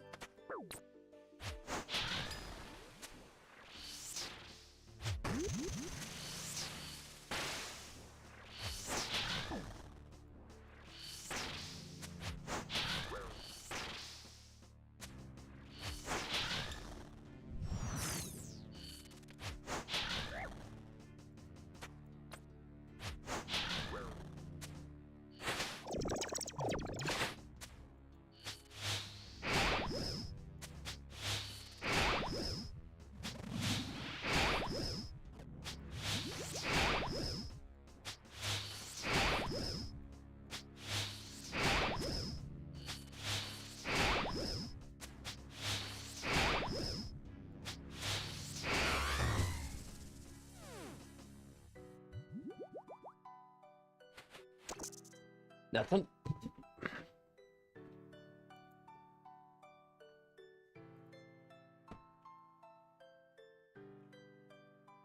$30 on the divine. Hit the hammer.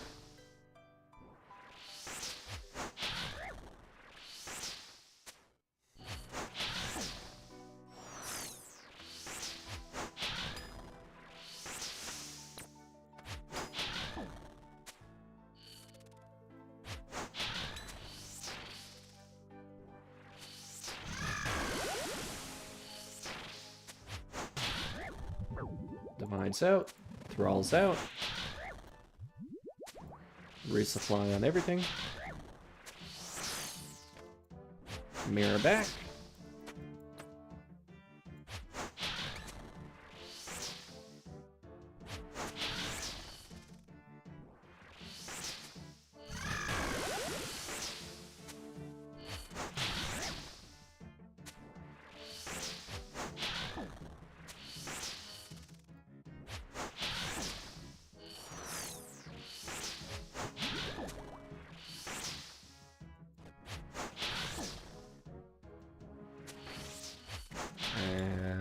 Move. Ran into that one on accident.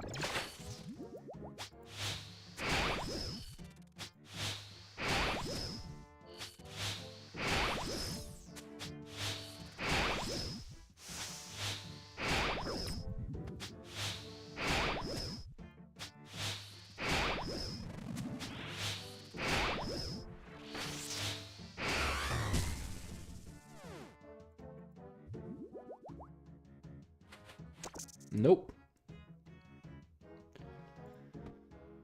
8 more chances.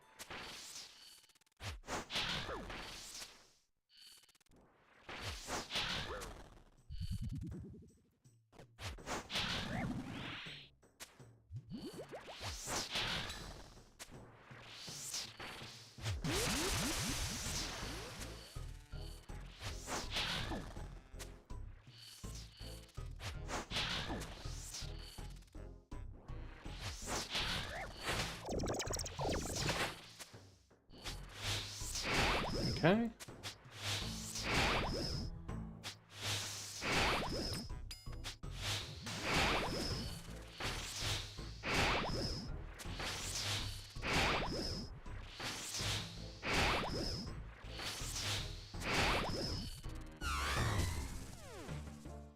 All right. Nothing. One more kill will be fine.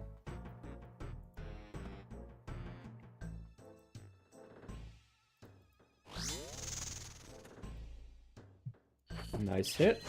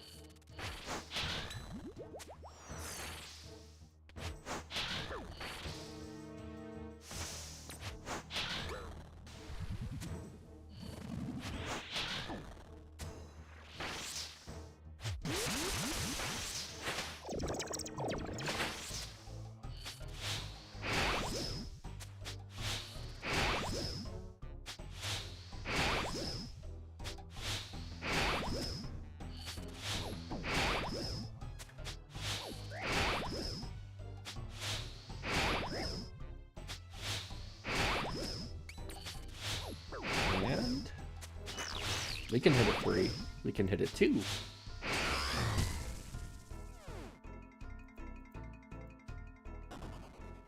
Little bit of good luck. No. 6 kills left.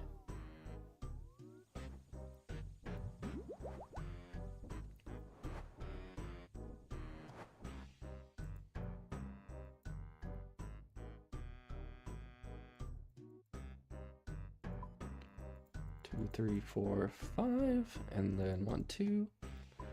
And I think that'll be good to finish off the trip. Or finish off the KC.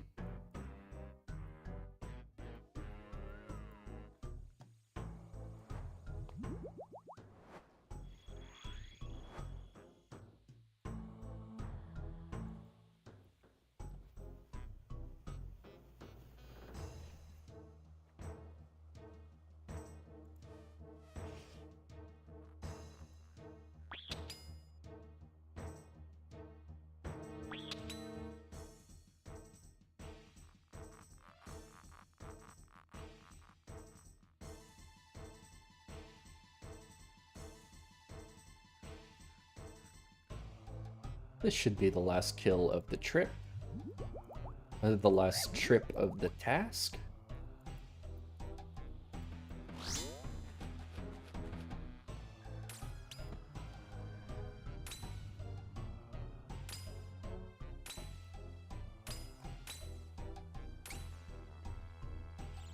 Let's turn off our run just to save a little bit.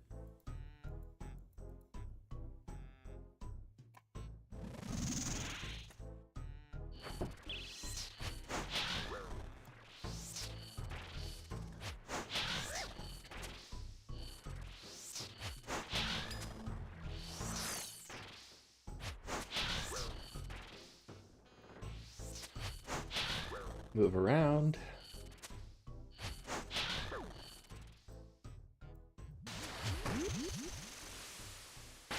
One, two, three, four, five, six.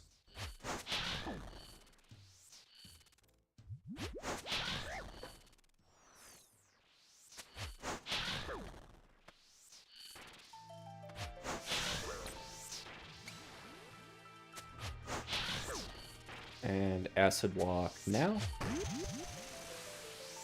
1, 2, 3, 4, 5, 6.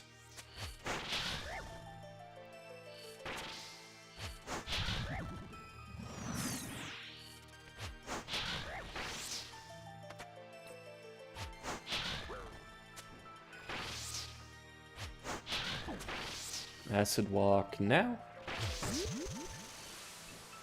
1, 2, 3, 4, 5, 6.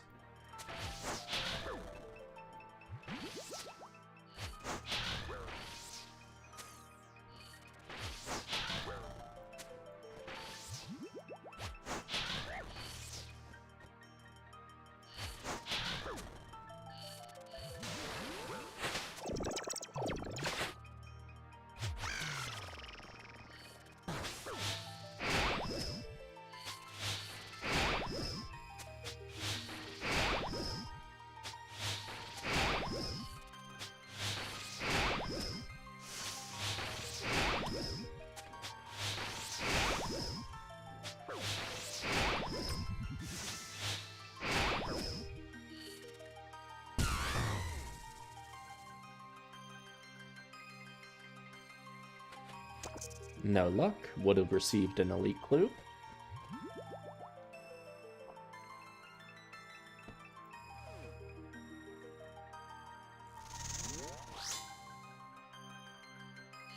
Hit the hammer. Nice.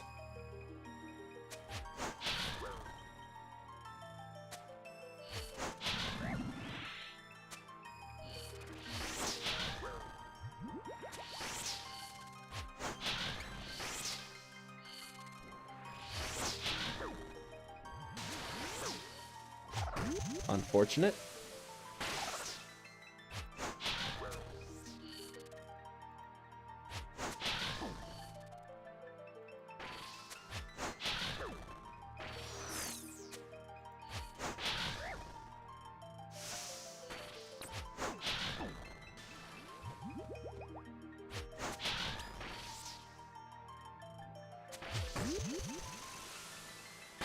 One, two, three, four, five, six.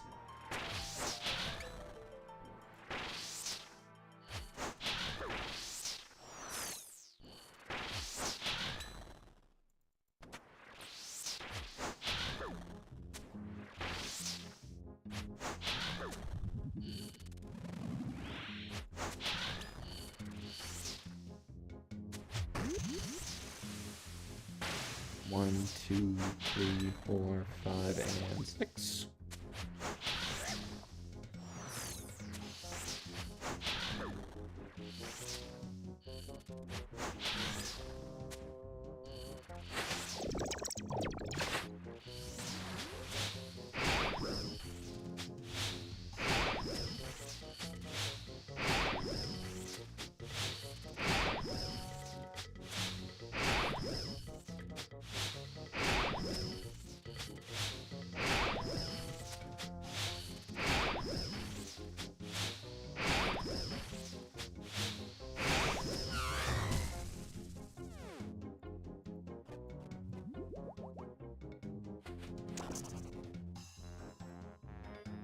Divine has worn off. Take the Divine. Might as well take the Anti-Venom now. Summon a Thrall. Hit the hammer. Nice.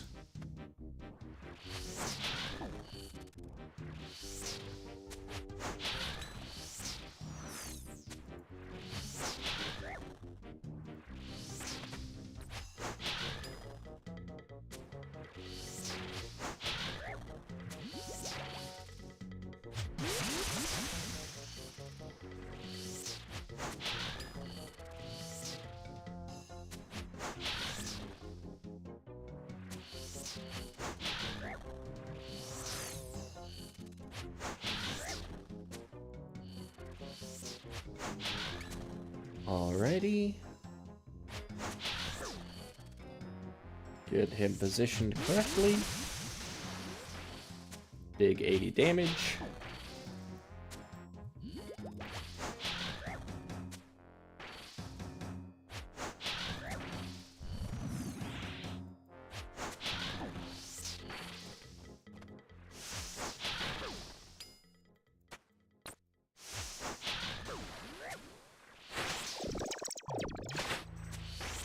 Couple big hits and you're done.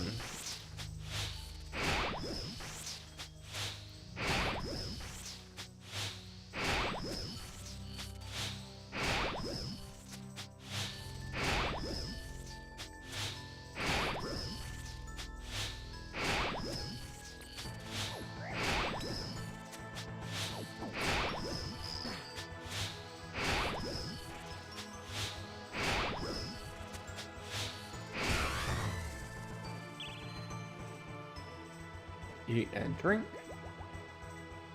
And do a little spin for good luck.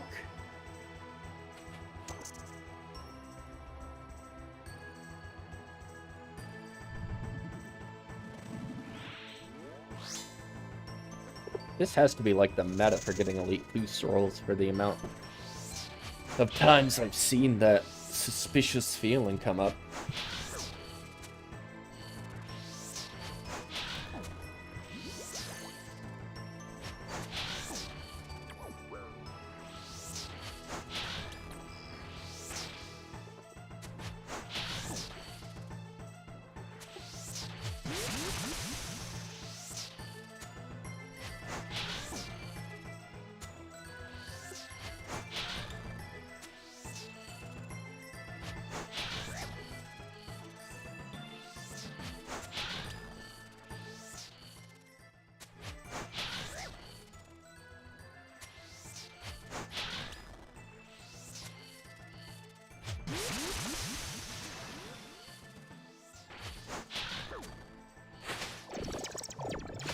Couple more big hits. Nice, that's what we like to see.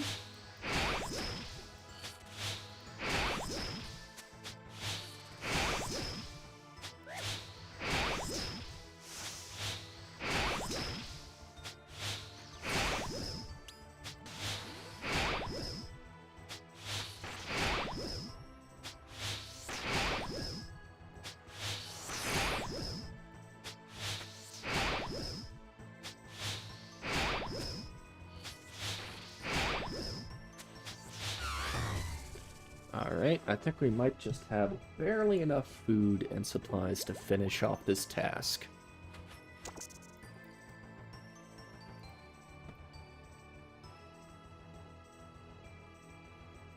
"54 seconds on the Divine. Big hit with the hammer.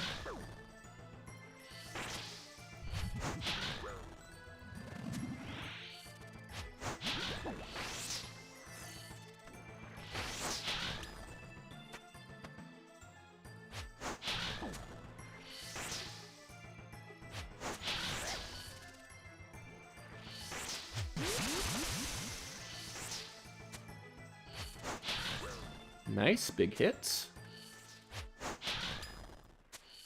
That's what we like to see.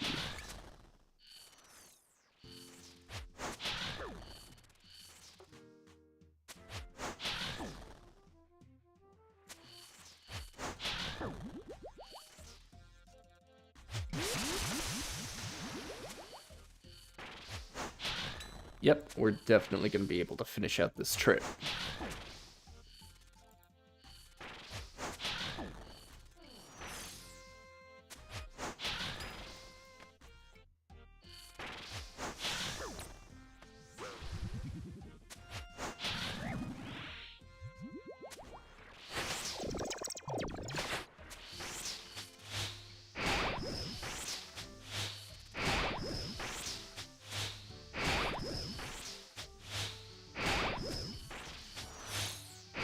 We can hit a 56. We can hit a 19.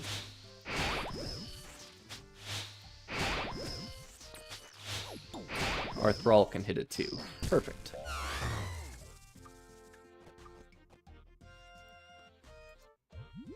Any luck? Alright, last kill of the trip. Let's make it worth it.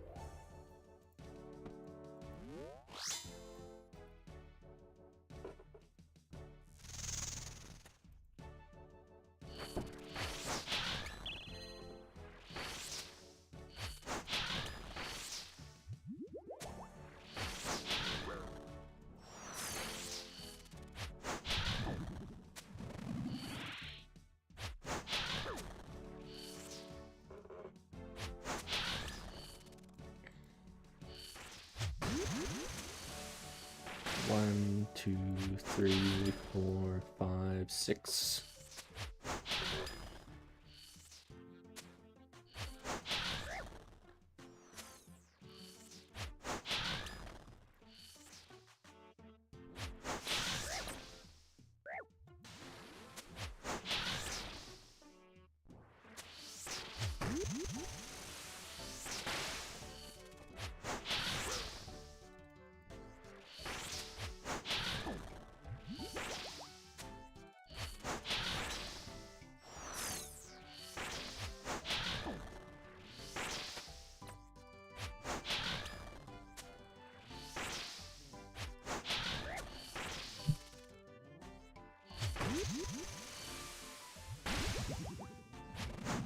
Two, 6. Alright. Last kill of the trip. Let's make it worth it.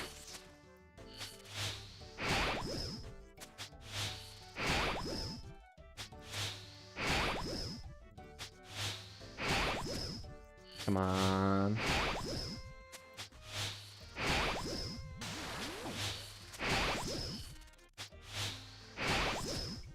We can hit a 49. We can hit a 29.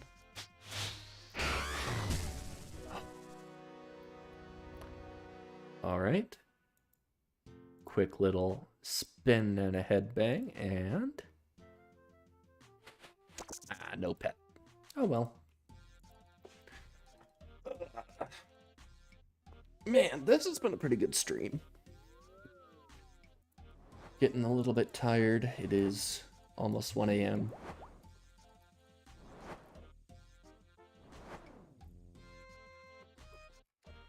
Few things left to do. Let's see, we have Elite, Easy, and Hard. We can get a medium clue pretty quick and do that. I think we go Candor and Gloves and Slayer Cape. Let's throw that baby on. Come back to Kuradel. More Araxxites? Nah, Bloodvelds. Okay. Bloodvelds it is.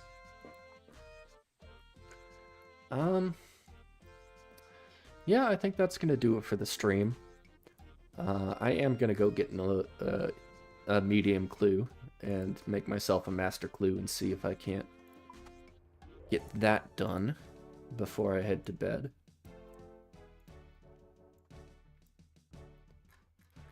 But yeah, it's been great. Thanks everyone for hanging out. Had a wonderful time chatting with y'all. And as always, have a wonderful rest of your day.